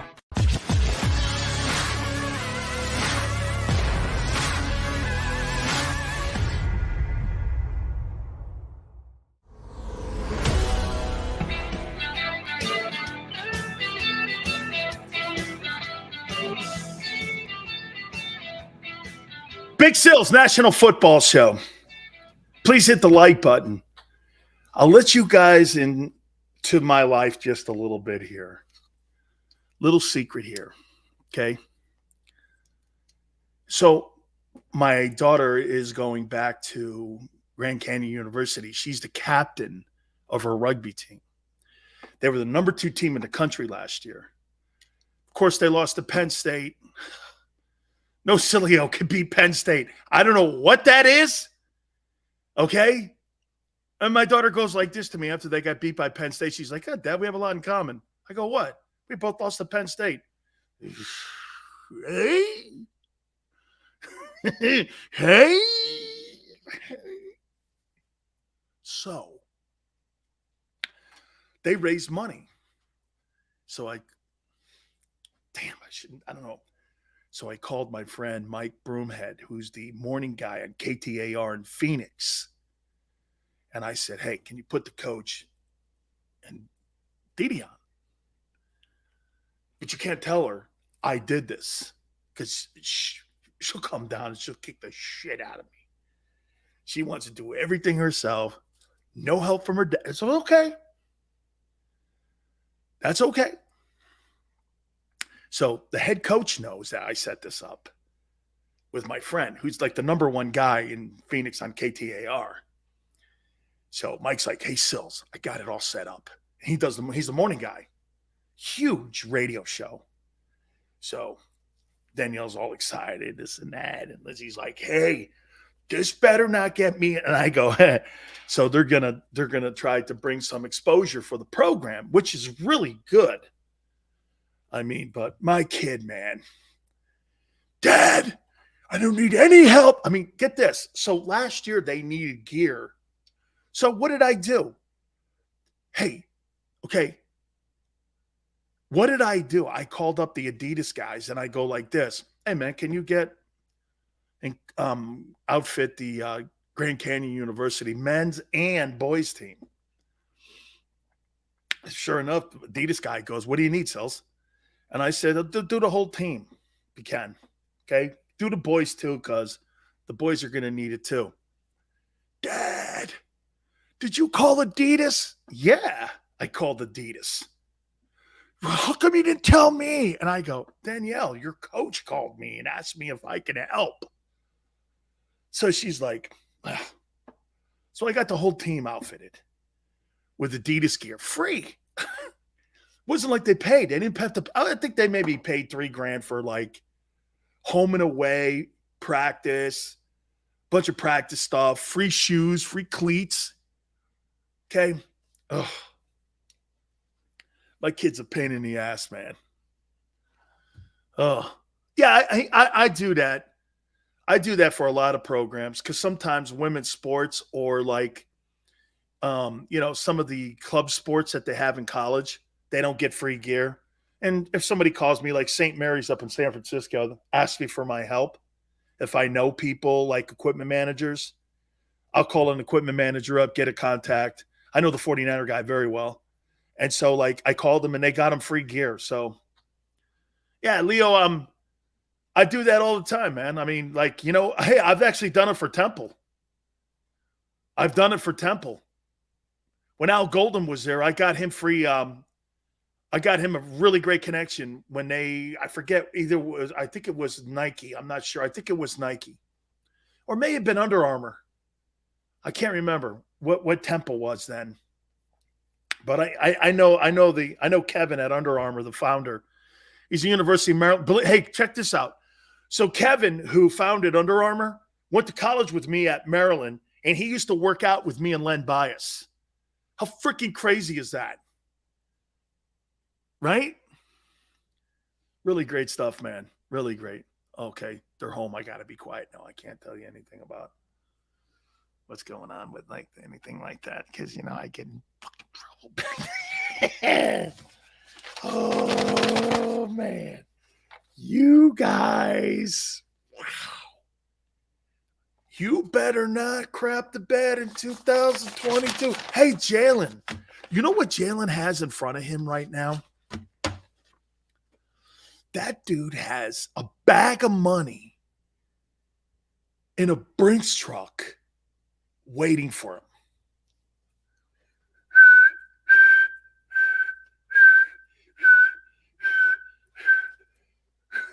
Hey, maybe I'm going to be the guy at the NovaCare Center doing this.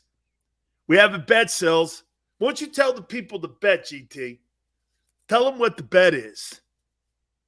Yeah, hey, BC, that Moraga school is great, St. Mary's. It is. See, University of San Francisco is pretty damn cool, too. BC, I'm very fond of Jesuit schools. Very fond of Jesuit schools. I went to Jesuit schools my whole life until I got to college. Then I went to Miami. I don't know what that's called. Good impression of the Brinks truck. Paul, do you think this is going down?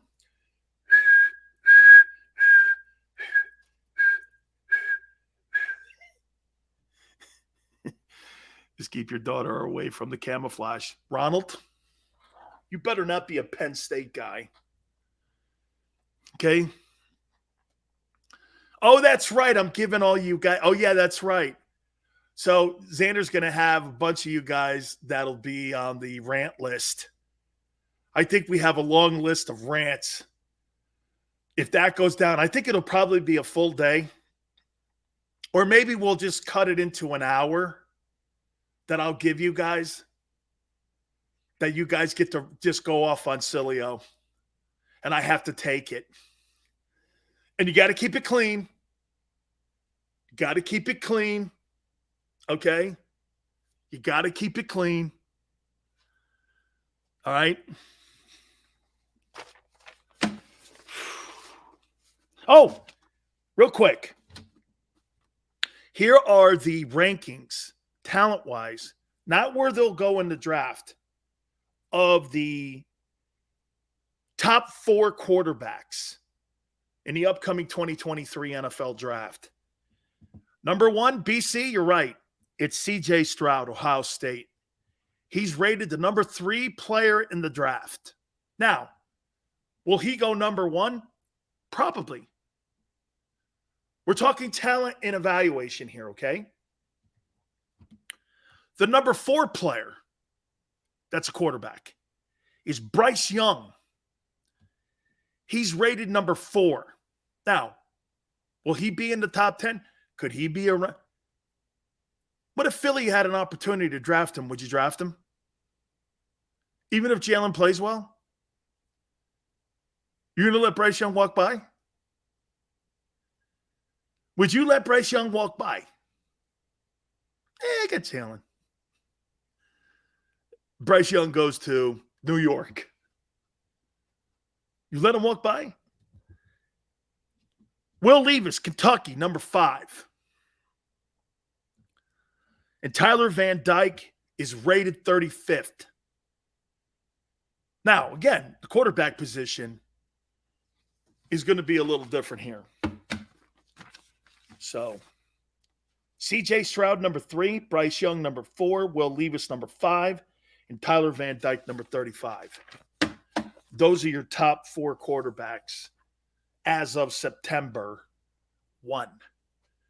Tomorrow's a Football Friday. Football's on right now, too, by the way. Pitt and West Virginia.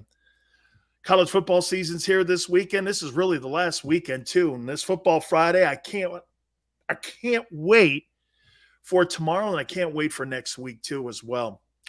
Long extended weekend, too, coming up for Labor Day for many of you. I can't wait to the Football Friday tomorrow. Thank you guys so much. Xander, awesome job as always. Till tomorrow, 3 to 6 Eastern.